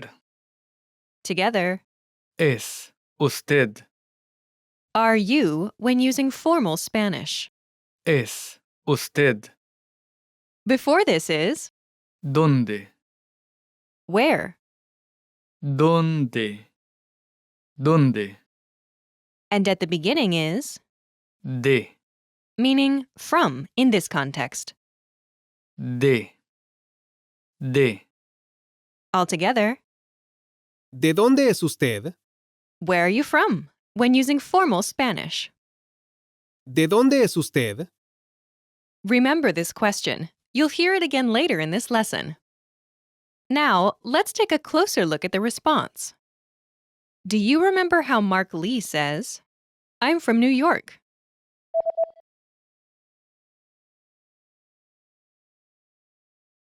Soy de Nueva York. First is Soy. I am. Soy. Soy. Note, Soy. is a shortened form of Yo soy. I am. In Spanish, the Yo. I is usually omitted. Soy. Is from the verb Ser. meaning to be. Ser. Next is De. from in this context. De. Last is the city. Nueva York. New York. Nueva York. Nueva York. Altogether, Soy de Nueva York. I'm from New York. Soy de Nueva York.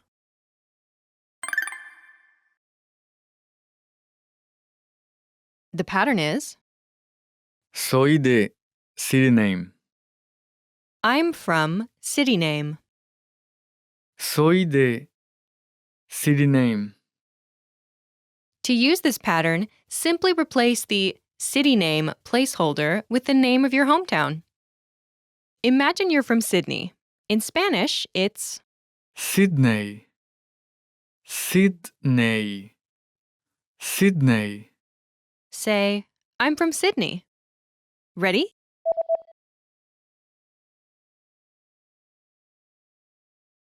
Soy de Sydney. I'm from Sydney. Soy de Sydney. In Spanish, there are basically two language registers. The formal register, which is used to address strangers or people we encounter in business settings, and the informal register, which is used to talk to friends, family, and people younger than yourself. When addressing a single person, there are two options. Usted, when using the formal register, and tú, when using the informal register. Since this lesson's dialogue is between two strangers meeting for the first time, we will be using the formal register in this lesson. Let's look at some examples. Listen and repeat, or speak along with the native speakers. Soy de Nueva York. Soy de Nueva York. Soy de Guadalajara.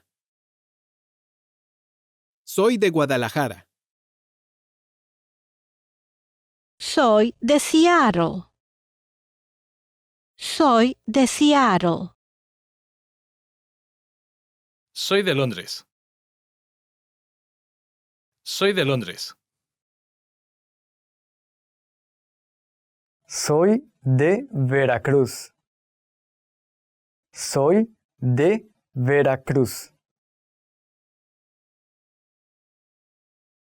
Soy australiana. Soy australiana. Did you notice how the last speaker omits the de and replaces a city name with Australiana?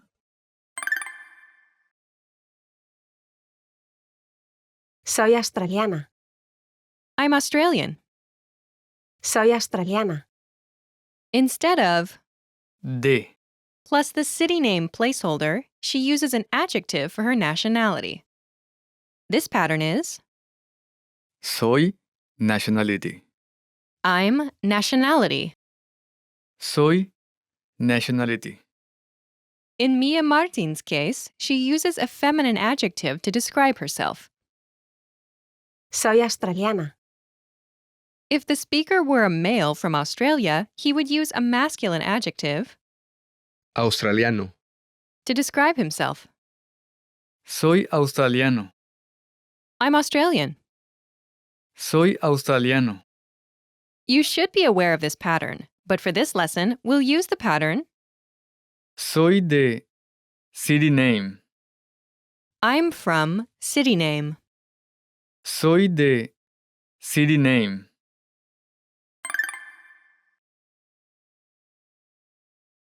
Let's review the key vocabulary. Guadalajara. Guadalajara, Guadalajara. Guadalajara. Seattle. Seattle, Seattle. Seattle. Londres.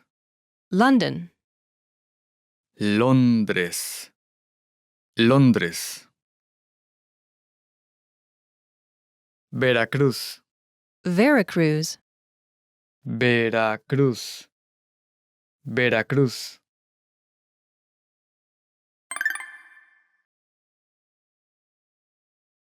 Let's review. Respond to the prompts by speaking aloud. Then repeat after me, focusing on pronunciation. Ready? Do you remember how to say New York? Nueva York. Nueva York. And the word meaning from? De. De. Now, do you remember how Mark says, I'm from New York?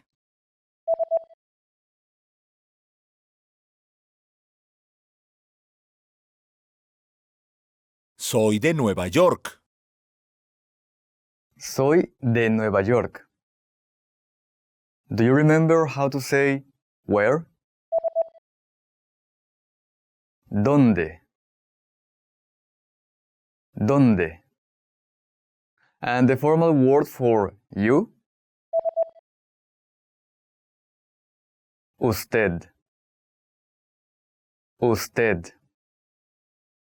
Do you remember how Angel Salazar asks, where are you from?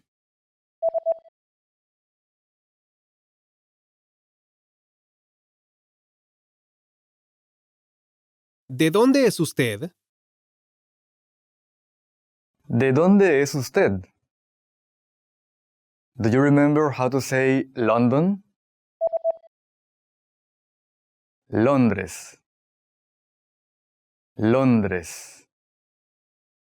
And the word for Seattle? Seattle. Seattle. Do you remember the word for Veracruz? Veracruz. Veracruz.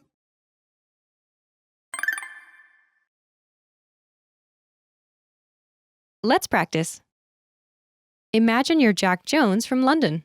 Respond to Angel's question. Ready? ¿De dónde es usted?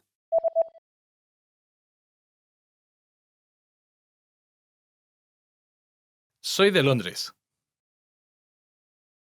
Listen again and repeat. Soy de Londres.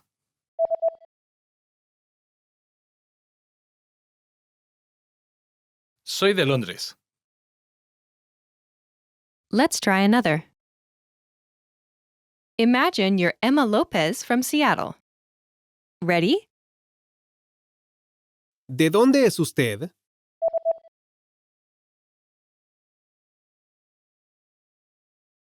Soy de Seattle.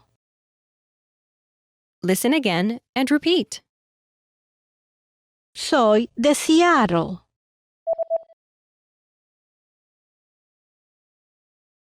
Soy de Seattle. Let's try one more. Imagine you're Victor Trejo from Veracruz. Ready? ¿De dónde es usted?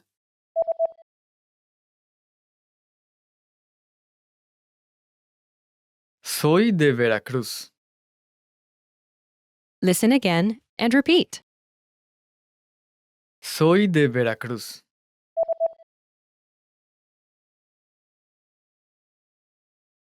Soy de Veracruz. You can also use the pattern with states and countries. For example, Soy de México. I'm from Mexico. This is the end of this lesson. Remember, these can-do lessons are about learning practical language skills. What's next? Show us what you can do. When you're ready, take your assessment. You can take it again and again, so try anytime you like. Our teachers will assess it and give you your results. Hasta la próxima. See you next time. Well done! Now you know how to tell someone where you're from in Spanish. That's all there is to it. Keep practicing and move on to the next lesson. This is the end of this lesson. Now, here's what you can do to cement this conversation in your head. Review the conversation with our dialogue tool and lesson transcripts. Study the key words and phrases with our spaced repetition flashcards. Review the key grammar and cultural tips inside the lesson notes. And test yourself with our assessment tests.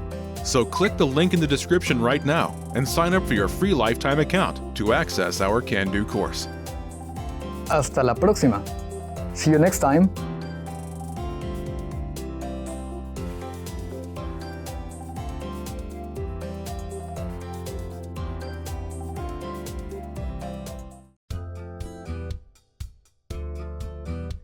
Welcome to Can Do Spanish by SpanishPod101.com.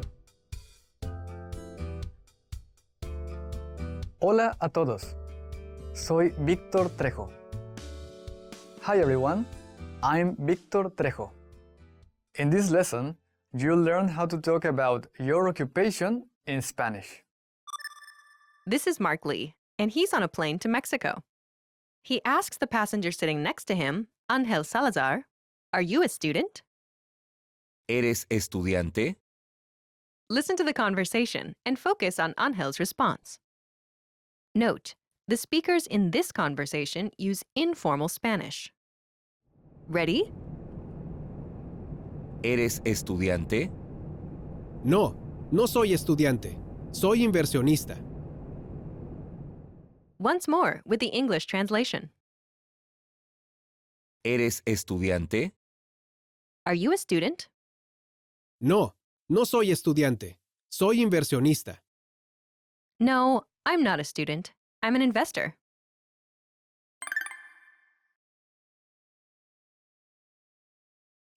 Let's take a closer look at the conversation. Do you remember how Mark asks, "Are you a student?"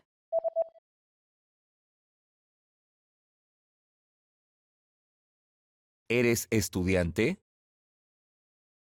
First is Eres. which means are, as in you are. Eres. Eres. Note, Eres. is a shortened form of Tú eres. you are. In Spanish, Tú. you is often omitted as it is understood. Eres. Comes from the verb Ser. meaning to be. Ser. Next is Estudiante. student. Estudiante. Estudiante. In Spanish, all nouns have grammatical gender and are either singular or plural. Estudiante. Is masculine and singular. Altogether, it's ¿Eres estudiante? Are you a student? ¿Eres estudiante? Now, let's take a closer look at the response. Do you remember how Ángel says, "No, I'm not a student. I'm an investor"?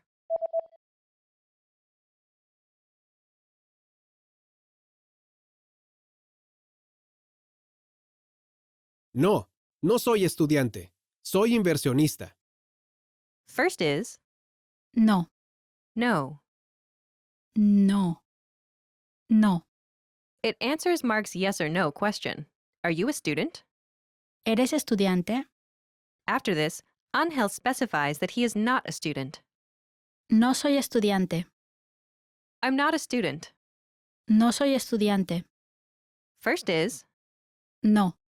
meaning not here. No. Next is Soy. I am. Soy. Soy. Note, Soy. is a shortened form of, Yo soy. in Spanish, the Yo. I is usually omitted as it is understood, Soy. is from the verb Ser. meaning to be. Ser. Together, No soy. literally means not I am, but it translates as I'm not. No soy. Next is Estudiante. student. Estudiante. Altogether, No soy estudiante. I'm not a student. No soy estudiante. Ángel then tells Mark his actual occupation. Soy inversionista. I'm an investor. Soy inversionista. First is Soy. I am. Soy. Next is Inversionista. investor. Inversionista. Inversionista. Inversionista. Is a masculine, singular noun. Together, Soy inversionista. I'm an investor. Soy inversionista. Altogether, No, no soy estudiante. Soy inversionista. no, I'm not a student. I'm an investor. No, no soy estudiante. Soy inversionista.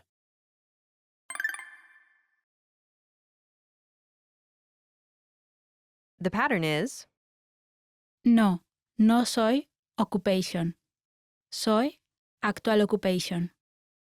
no, I'm not occupation. I'm actual occupation.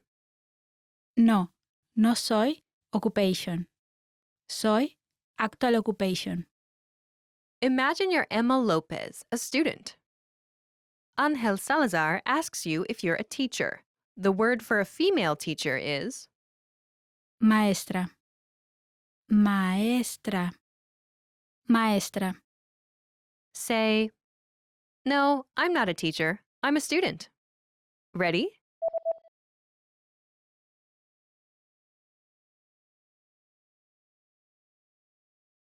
No, no soy maestra.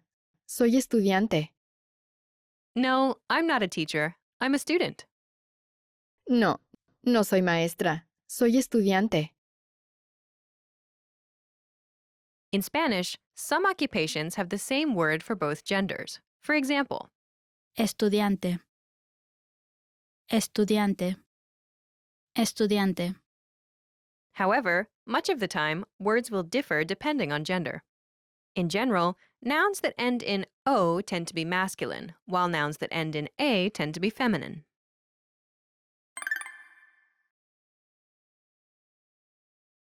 Let's look at some more examples.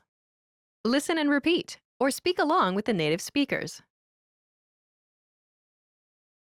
No, no soy estudiante. Soy inversionista. No, no soy estudiante. Soy inversionista. No, no soy maestra. Soy estudiante. No, no soy maestra. Soy estudiante. No, no soy maestro. Soy ingeniero. No, no soy maestro. Soy ingeniero. No, no soy enfermera. Soy doctora. No, no soy enfermera. Soy doctora. No, no soy estudiante. Soy maestro. No, no soy estudiante. Soy maestro. No, soy barista. No, soy barista. Did you notice how the last speaker omits no soy estudiante?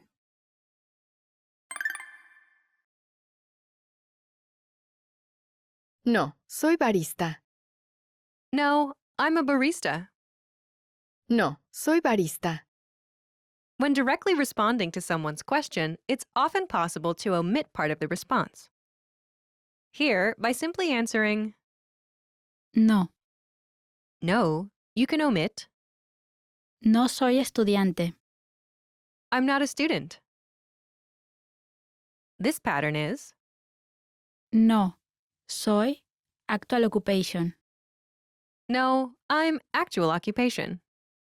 No, soy actual occupation. You should be aware of this pattern, but for this lesson, we'll use the pattern No, no soy occupation. Soy actual occupation. no, I'm not occupation. I'm actual occupation. No, no soy occupation. Soy actual occupation.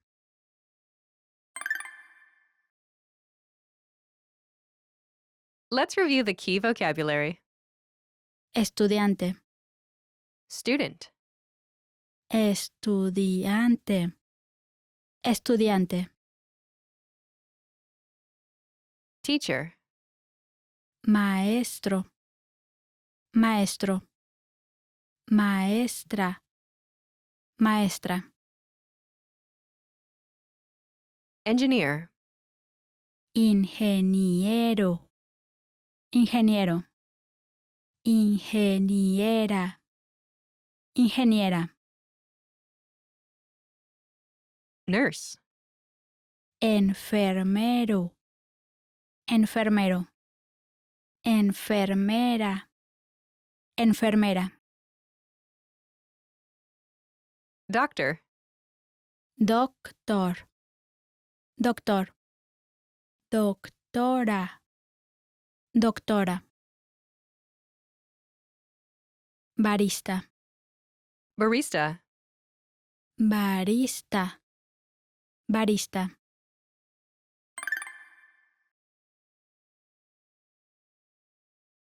Let's review. Respond to the prompts by speaking aloud. Then repeat after me, focusing on pronunciation. Ready? Do you remember the word for a male investor?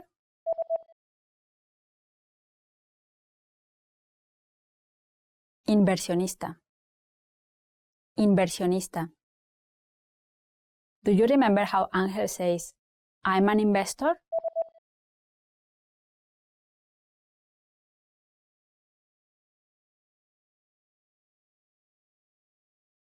Soy inversionista. Soy inversionista. Do you remember how to say student?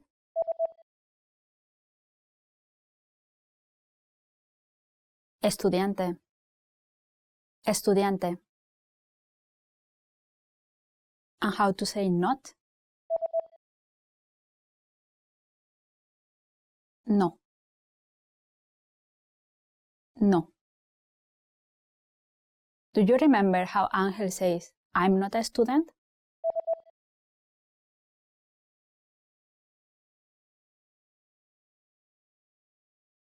No soy estudiante.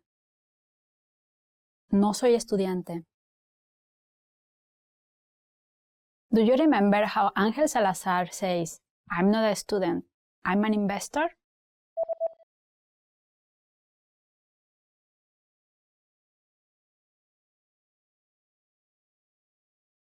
No soy estudiante. Soy inversionista. No soy estudiante, soy inversionista.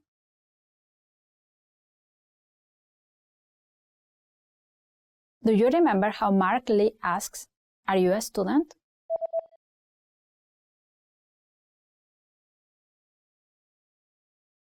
¿Eres estudiante? ¿Eres estudiante? Do you remember the word for a male teacher?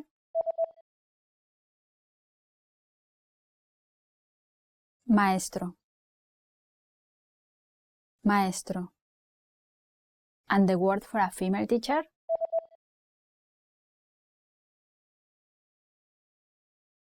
Maestra. Maestra.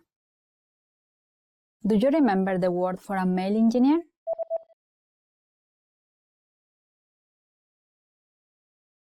Ingeniero. Ingeniero.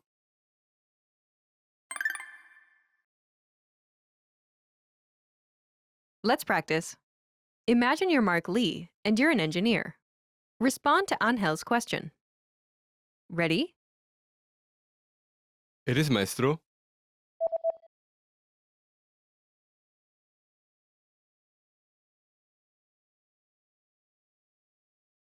No, no soy maestro. Soy ingeniero. Listen again and repeat. No, no soy maestro. Soy ingeniero.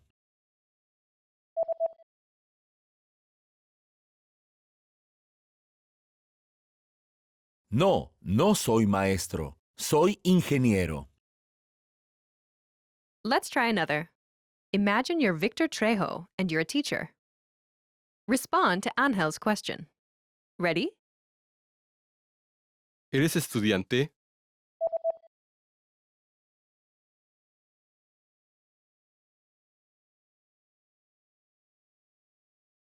No, no soy estudiante. Soy maestro. Listen again and repeat. No, no soy estudiante. Soy maestro.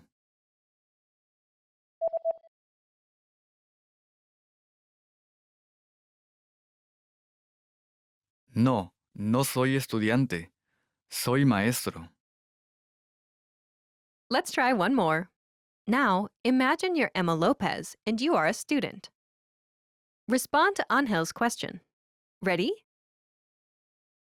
¿Eres maestra?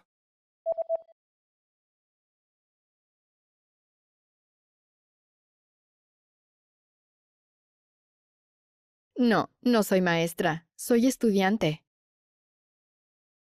Listen again and repeat. No, no soy maestra. Soy estudiante.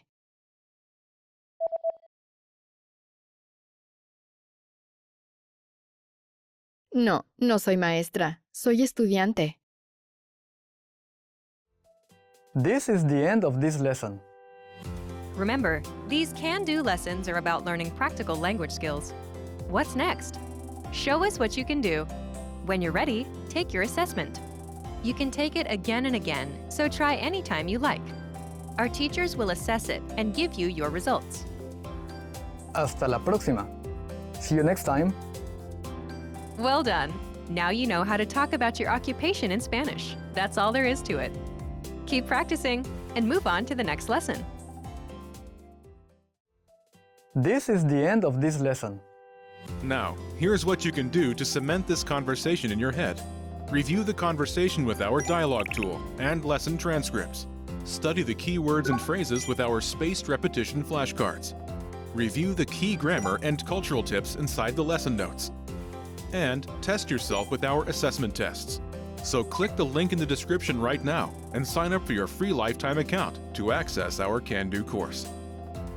Hasta la próxima. See you next time.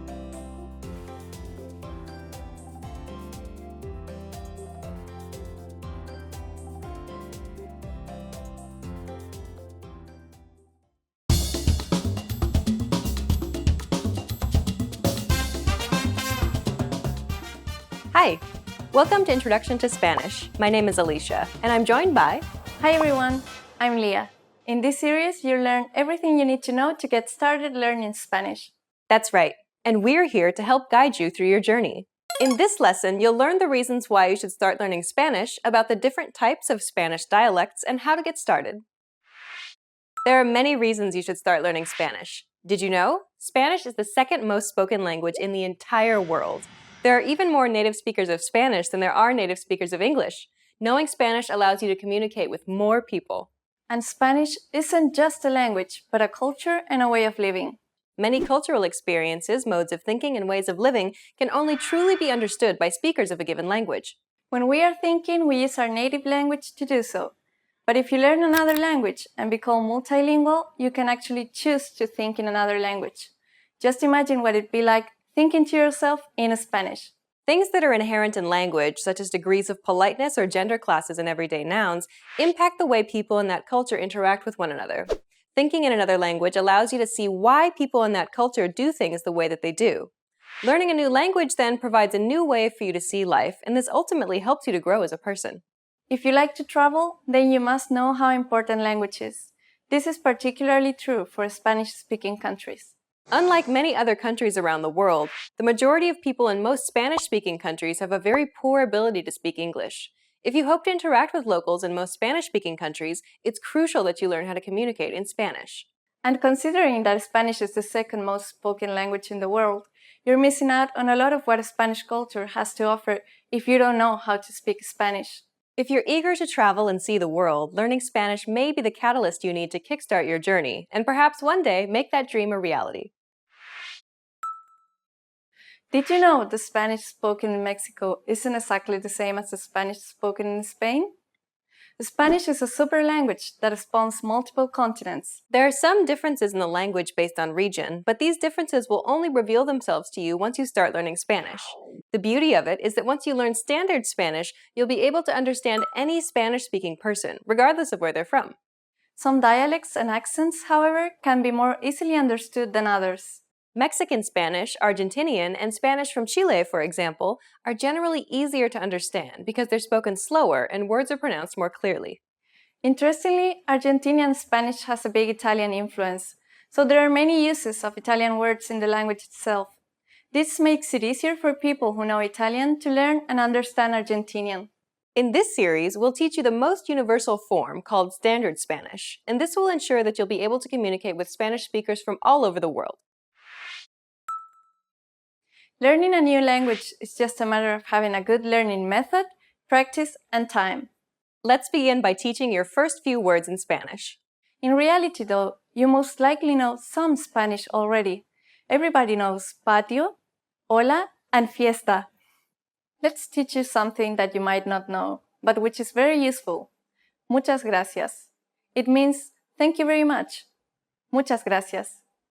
This is perhaps the most useful phrase to learn since it's used a lot in Spanish. Always answer muchas gracias to show your appreciation. Muchas gracias. Now you try. Muchas gracias. Muchas means many, and gracias means thanks. So the phrase muchas gracias literally means many thanks. Muchas gracias. Repeat after Leah. Muchas gracias.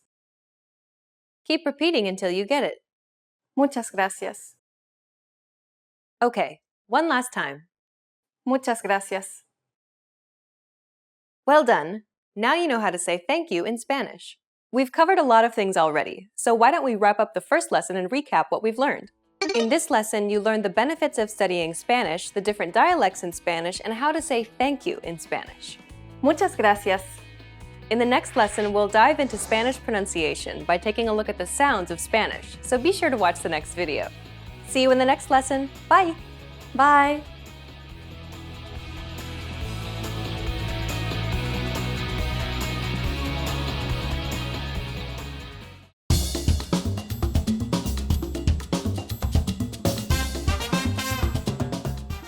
Hi! Welcome to Introduction to Spanish. My name is Alicia, and I'm joined by... Hi everyone, I'm Leah. In this lesson, you'll learn the basics of Spanish pronunciation. Spanish is a rich language that's decorated with a wide variety of accents and dialects. Since accents and dialects play a huge role in pronunciation, let's take a more detailed look at the different types of accents and dialects of Spanish from around the world. First off, an accent is just a particular way of pronouncing words, like tomato or tomato. They may sound slightly different from one another, but all the rules that govern their use in the language are essentially the same. Dialects, on the other hand, may branch off from the standard language by differing in grammar, word order, and of course pronunciation as well. Therefore, it's generally harder to understand a dialect than an accent. First, let's make some distinctions as to how we refer to the Spanish language. First, español. Español is generally used to refer to the Spanish language as a supergroup. This includes all varieties of Spanish spoken in Spain and internationally. Beneath that is Castilian, which is the actual term used to exclusively refer to the Spanish spoken in Spain. Mexican Spanish is a dialect of Spanish that is spoken in Mexico. Unsurprisingly, due to its proximity to the USA, Mexican Spanish uses far more English words than other dialects of Spanish. Another example, which we mentioned in the previous episode, is Argentinian. Argentinian is another dialect of Spanish spoken in Argentina, and it closely resembles Italian because a huge wave of Italians migrated to Argentina during the 20th century. So Argentinian actually sounds a bit like Italian.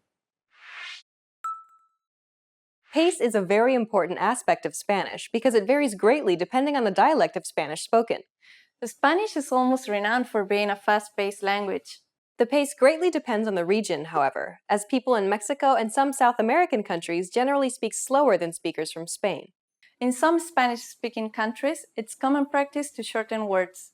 For example, words ending in an S will instead have the final vowel prolonged. Casas, for instance, would be pronounced casa. We also mentioned before that some dialects of Spanish are influenced by other languages, such as Italian and English.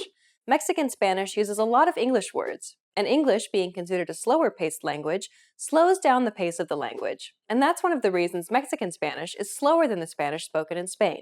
The pace of Spanish, then, depends greatly on the dialect of Spanish.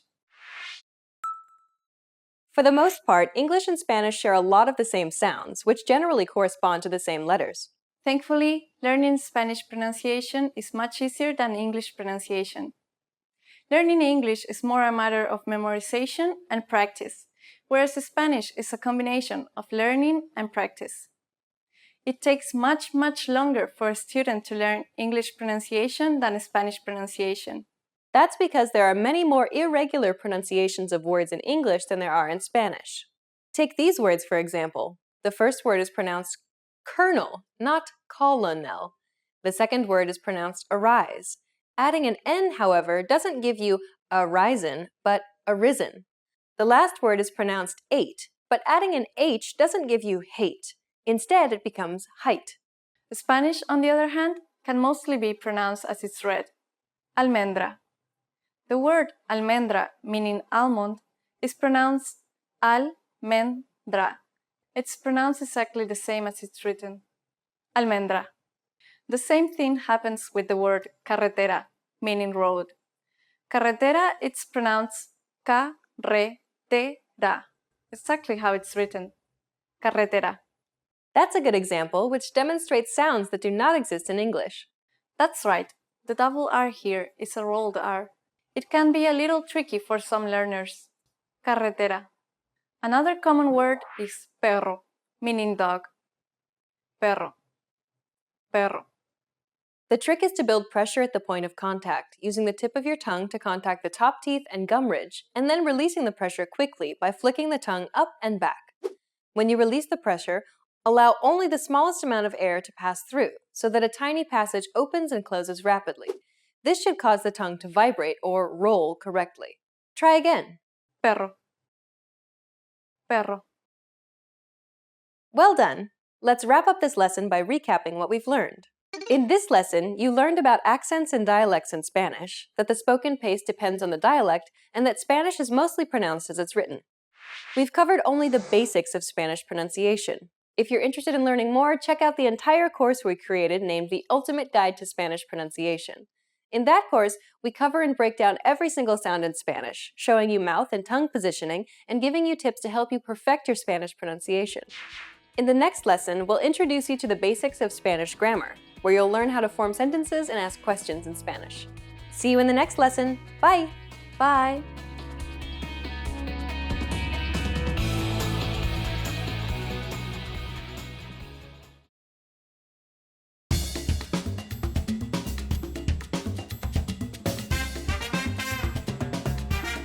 Hi!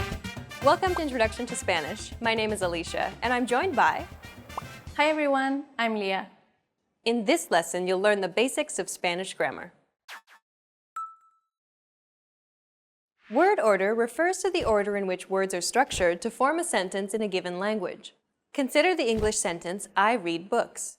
If we break down the English sentence, I read books, we can see that the subject I is presented first, followed by the verb read, and then finally the object, books, is positioned last. The basic word order for English, then, is subject, verb, object, or SVO for short. Now, let's compare that same sentence, I read books, in Spanish. Yo leo libros. If we break down the Spanish sentence, we get the subject, yo, meaning I. Then comes the verb, leo, meaning read. And finally, we have the object, libros, meaning books. The word order for basic Spanish, then, is subject, verb, object, or SVO for short. As you can see, the word order for sentences in Spanish is the same as that of English. This means that you can essentially swap out English words for Spanish words in an English sentence to convert it to Spanish. So imagine you wanted to say, I ate an apple, but in Spanish. Just swap out the words. I in Spanish is yo. Ate in Spanish is comí. An is una, and apple is manzana. Altogether, it's yo comí una manzana. So, I ate an apple in Spanish is... Yo comí una manzana. You can form nearly all basic sentences in Spanish just by following the SVO word order. We just saw how easy it was to form basic sentences in Spanish and how similar it was to forming basic English sentences. Luckily, it's actually even easier to form sentences in Spanish than it is in English. That's because Spanish is much more flexible when it comes to word order compared to English. Let's go back to the two examples we used earlier. More often than not, if we wanted to say, I read books and I ate an apple in Spanish, we would not usually say, Yo leo libros. Yo comí una manzana. But instead we would just say, Leo libros. Comí una manzana. Notice how the subject I is omitted from the sentence. This is how most Spanish sentences are constructed and spoken in real life. When it's clear who or what the subject is, most Spanish speakers would omit the subject altogether. Yo leo libros and yo comí una manzana would only be used if the subject is unclear or if you wanted to place a stronger emphasis on the subject, as if to say, I am the one who reads books, or I was the one who ate the apple. So, most of the time, we can actually express any simple action in Spanish with just two words, the verb and the object in Spanish. So far, we've only looked at affirmative sentences in Spanish. But what if you wanted to make the sentence negative? Well, that's very easy as well. All you have to do is just add no before the verb and that's it. So, I don't read books would be No leo libros. Same thing for I didn't eat an apple. Just add no before the verb. No comí una manzana. And that's all there is to it. Once again, it's much simpler to form questions in Spanish than it is in English. There's actually a variety of different methods of forming a question in Spanish. Let's go through some of them. Will seem a little strange if we ask our own selves a question in Spanish. So let's introduce a new subject. Let's go with Juan, a very typical Spanish name. So instead of I read books, we now have Juan reads books. Juan lee libros. The simplest way we can turn that statement into a question is by just raising our intonation at the end of the sentence. Juan lee libros? Meaning, does Juan read books? In conversation, we just need to raise the intonation at the end to express that it's a question. In writing, however, we have to include the question mark at the end, just like in English. But unlike English, questions in Spanish are marked with an inverted question mark at the beginning of the question as well. Juan lee libros? Another simple way we can turn a statement into a question is by adding a question tag at the end of a sentence. One question tag in English, for example, is right? Something something statement, right? It works in exactly the same way in Spanish. Juan lee libros, no? Juan reads books, doesn't he? The final way to make a sentence in Spanish is to actually switch the verb and the subject. So statements in Spanish would normally be SVO, but to formulate a question, it'll be VSO. The verb and subject are switched. ¿Lee Juan libros? Meaning, does Juan read books? All of these questions mean the same thing, but they're not completely identical. There are tiny nuances that go along with the method you use to formulate a question. The first and last examples appear to have exactly the same meaning, but Juan lee libros places a greater emphasis on Juan because the subject appears first in the sentence, as opposed to lee Juan libros, where the emphasis is on the verb. As you can see, there are many ways to form basic questions in Spanish.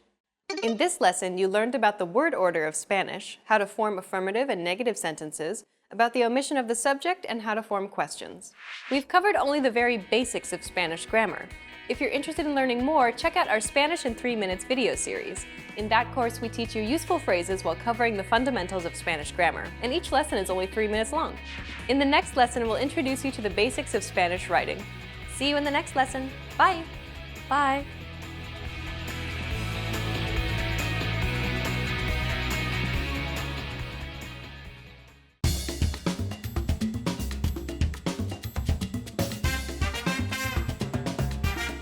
Hi! Welcome to Introduction to Spanish. My name is Alicia, and I'm joined by... Hi everyone, I'm Leah. In this lesson, you'll learn the basics of Spanish writing. Just like English, Spanish uses Roman letters in its writing. Unlike English, the Spanish alphabet has one additional letter called ñ, which appears after the letter N and before the letter O. This letter looks like a regular N, but with a tilde on top.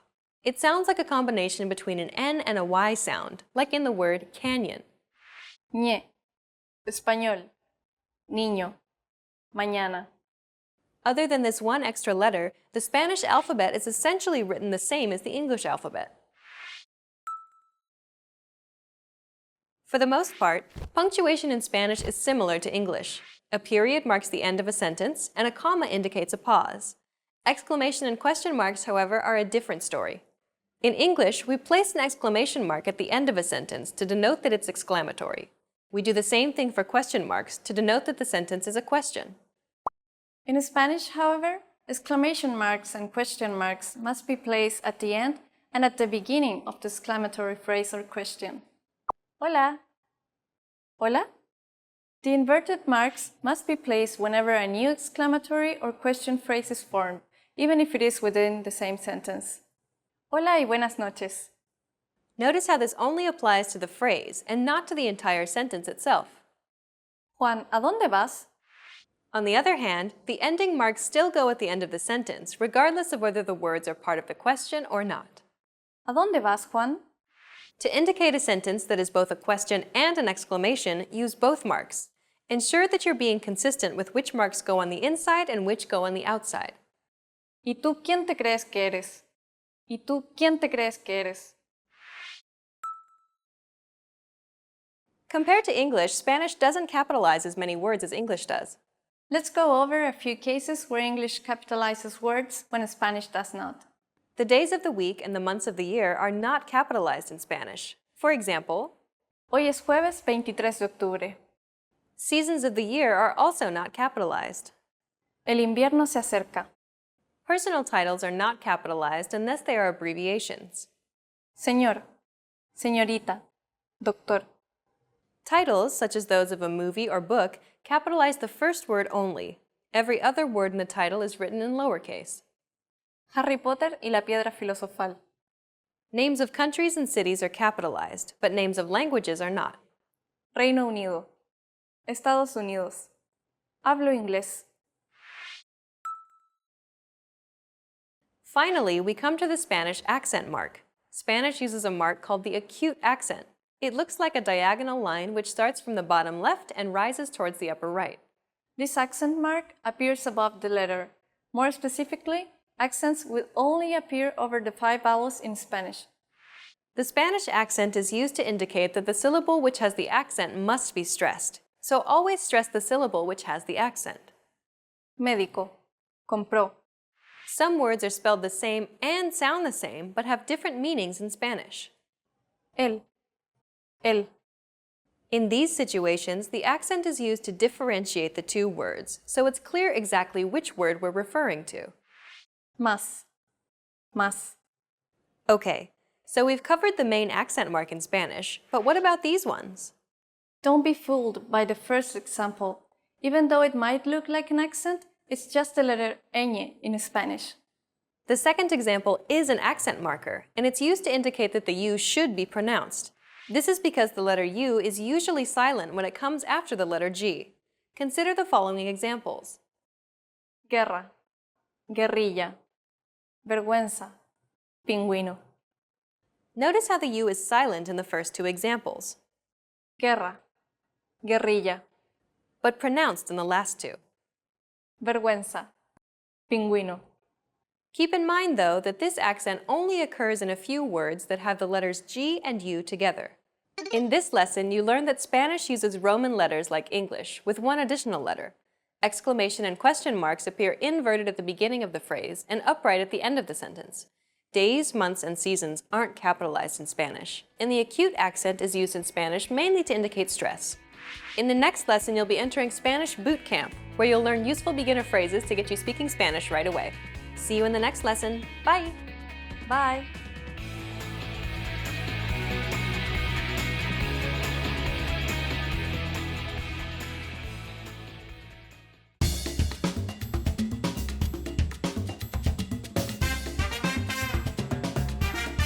Hi!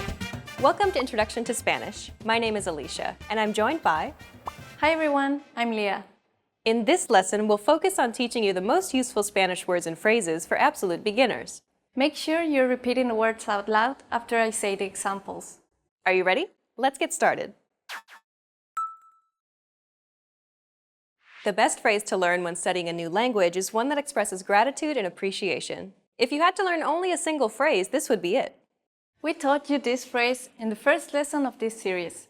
Do you remember what it was? Muchas gracias. And it means thank you very much. Muchas gracias. Keep repeating after Leah until you get it. Muchas gracias. Your turn. Muchas gracias. Muchas gracias. Okay, one last time. Muchas gracias. A phrase you would often hear in response to muchas gracias or thank you very much is de nada. De nada. It literally means of nothing, but it's used to say you're welcome. De nada. Your turn. De nada. Okay, one last time. De nada. Both muchas gracias and de nada are expressions often used by Spanish speakers. The next phrase we'll teach you is perhaps the second most useful phrase of all. It's used to apologize or to excuse yourself. Perdone. Perdone. Okay, your turn. Perdone. Perdone. One last time. Perdone. Perdone is the formal way to apologize or excuse yourself. To say it in a more casual way, it's perdona. Perdona. Your turn. Perdona. Perdona. One last time. Perdona. Now you can say thank you very much, excuse me, and I'm sorry in Spanish. Let's move on.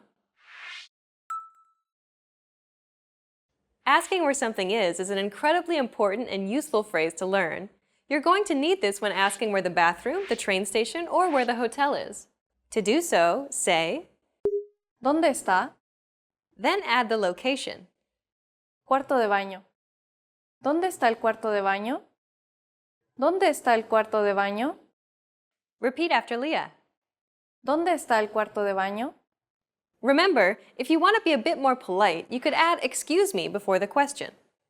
Perdone, ¿dónde está el cuarto de baño? One last time. Perdone, ¿dónde está el cuarto de baño? For a hotel, it'd be, Perdone, ¿dónde hay un hotel?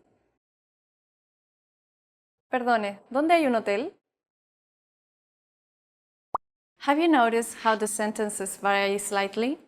If the thing you're looking for isn't specific, a hotel, we would use the articles un, unos, una, or unas.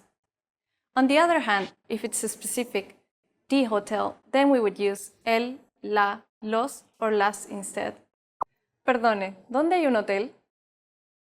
Perdone, ¿dónde está el hotel? And remember to thank the person if they were helpful. Muchas gracias. In this final lesson, you learned how to say thank you, excuse me, I'm sorry, and to ask where something is in Spanish. And in this series, we introduced you to the basics of Spanish pronunciation, grammar, writing, and more. Let's conclude with some parting advice from Leah and listen to some of her tips on how to learn Spanish from a native Spanish perspective. Every day, I see a lot of learners struggling with Spanish verbs. My advice is to start with the simple form of the verb and then learn all the tenses. Only move on to compound verbs when you've mastered the simple form. By far, the biggest mistake that I see learners make is using the incorrect intonation. Intonation is very important in Spanish. The intonation is determined by stress, which in a lot of cases is actually marked by the accent marker. We go into great detail about this aspect of Spanish in our Ultimate Guide to Spanish Pronunciation video series. We'll link that at the end of the video.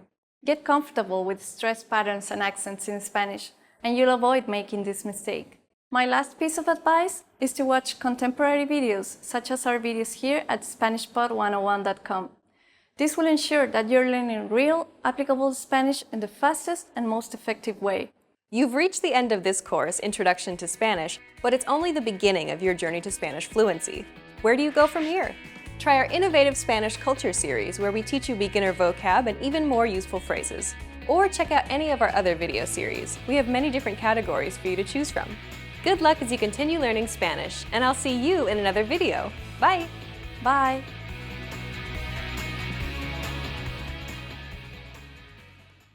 Want to master grammar so you can speak properly, express yourself better, and understand more? In this video, I'll show you how to master grammar with our lessons and learning program. Let's begin. Number 1. Listen to the lesson conversations and explanations. In every lesson, you learn a conversation. Then, our teachers break down every word and grammar rule. So you're actually learning grammar rules in the context of conversations, and you can easily see how they're used. Once you're done, review the conversation again and again to remember what you've learned. Number 2. Read the bonus explanations and tutorials. With the lesson notes, you get extra grammar explanations and examples that are not presented in the lesson. After you're done with the lesson, read the lesson notes for extra review. You can even save them as PDFs so that you can access them anytime. Number 3. Leave a comment on the lesson. Once you've learned a grammar point, be sure to use it. Leave a comment in the comments section. Write some example sentences for practice. Our teachers will review your comment and give you feedback. Number 4. Unlock even more grammar lessons. If you want to find all of the grammar lessons available, visit our lesson library. Under Category, choose Grammar. You'll get all of the pathways and lessons dedicated to helping you learn and master sentence patterns and grammar points. So, if you're ready to finally learn a new language the fast, fun, and easy way, sign up for your free lifetime account by clicking on the link in the description. Signing up takes less than 30 seconds, and you'll start speaking from your very first lesson. If you enjoyed these tips, hit the like button, share it with anyone who's trying to learn a new language, and subscribe to our channel. We release new videos every week. I'll see you next time. Bye!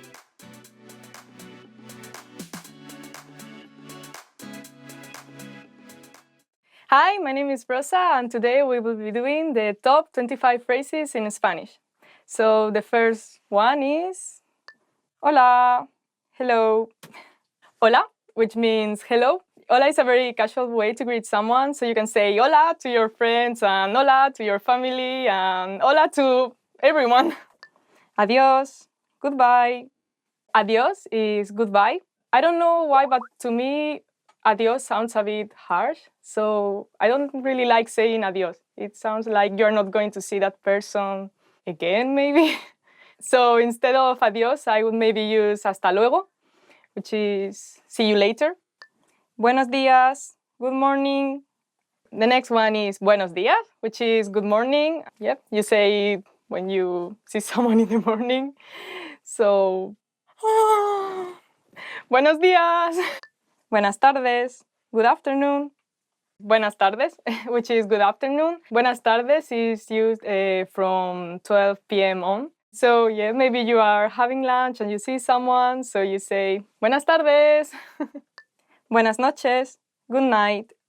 The next one is buenas noches, which means good night. Say like goodbye. When you are going to sleep, you say buenas noches. Is the last thing you say. Buenas noches. Sí. Yes. The next phrase is sí, which means yes. For example, if someone asks me, do you want a slice of cheesecake? I would say sí. No. No. The next phrase is no, which means no. For example, do you want to do your homework? No. Nos vemos. See you later. The next one is nos vemos, which is see you later. Very casual, so yeah, you can say it to your friends or to your family, whatever, when you want to say like goodbye, see you soon. Hasta mañana, see you tomorrow. The next one is hasta mañana, which means see you tomorrow. For example, if you are at the university and you want to say goodbye to your friends, which you won't be seeing until tomorrow, you would say hasta mañana. ¿Cuál es tu nombre? What is your name? So the next phrase is ¿Cuál es tu nombre? Which means what is your name? Mi nombre es Rosa. And yep, what is your name? Tell me. Yo soy Rosa. I am Rosa. The next phrase is yo soy plus your name. So in my case, yo soy Rosa. And it means I am Rosa. What's your name? Encantado de conocerle. Nice to meet you. The next phrase is encantado de conocerle, which is nice to meet you. But the thing is that encantado de conocerle is a bit formal. So if you want to say it to your friends or, I don't know, family, you could say encantado de conocerte. Encantada de conocerte. Gracias. Thank you. The next phrase is gracias, which is thank you. If you want to say thank you very much, you would say muchas gracias. Thank you for watching this video. Gracias por ver este video. Thank you. De nada. You're welcome. And the next phrase is de nada, which means you're welcome. So yep, whenever someone says thank you to you, make sure to say de nada. No hay de qué. Don't mention it. The next phrase is no hay de qué. Don't mention it. So if you do a favor to someone and that someone says thank you to you, gracias, you could say no hay de qué. Por favor, please. The next one is por favor, which means please. So if you want to ask for a favor to someone, you would say por favor. Por favor, suscribiros a este canal. Please subscribe to this channel. Perdón. Sorry. The next one is perdón, which is sorry. If you haven't heard something properly and you want the other person to repeat it, you can say perdón. Lo siento. Sorry. The next one is lo siento. I'm sorry. So if you did something wrong, that's what you say. So, for example, if you get late to class, you could say to the teacher, lo siento. Bienvenidos. Welcome. The next one is bienvenidos, which is welcome. Bienvenido. If someone is coming to your house, you can say bienvenidos. ¿Cómo estás? How are you? The next one is ¿cómo estás?, which means how are you? It's not a formal way to say it, but maybe a more informal way would be ¿qué tal? But yeah, I think you can use ¿cómo estás?, like with almost everyone. Like sometimes when you ask ¿cómo estás?, you want like a more in-depth answer. Like you don't want a simple I'm fine, but you really want to know how that person is. But maybe ¿qué tal? Is more casual and it's just like, you just want to hear I'm fine, thank you. For example, if you ask someone ¿cómo estás?, that person could tell you I'm not very good, I lost my job and I'm trying to find a new one, but something like that. ¿Qué hora es? What time is it? The next one is ¿qué hora es? What time is it? So now it's 4 o'clock, las 4 en punto. ¿Cuánto es? How much? The next one is ¿cuánto es? How much? So when you enter a shop and you want to know the price of something, you can say ¿cuánto es? Also, you can say ¿cuánto cuesta? It's the same thing. ¿Qué es eso? What is that? The next one is ¿qué es eso? What is that? Yeah, you can point at something and ask ¿qué es eso? ¿En dónde está el baño? Where is the bathroom? The next one is ¿en dónde está el baño? Where is the bathroom? Yeah, very useful phrase to know. So, for example, if you are in a restaurant and you want to go to the bathroom, you can ask the waiter, ¿dónde está el baño? And then the waiter indicates you and yeah, you go to the bathroom. No lo comprendo. I don't understand. The next one is no lo comprendo, which is I don't understand it. If someone is talking to you and you are a bit lost, you can say lo siento, sorry, no lo comprendo, I don't understand. If they are nice, they will try to explain it better to you. Also, instead of comprendo, you can also say entiendo. So, no lo entiendo. It will be the same thing. This is the end. Thank you for watching this video. I hope you enjoyed these top 25 phrases in Spanish and don't forget to subscribe. Bye! I am a bit shy, I don't know.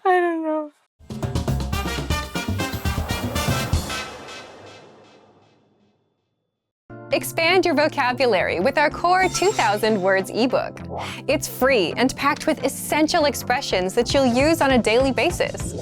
Start building your vocabulary today. Click the link in the description below to download your free Spanish ebook before it's gone.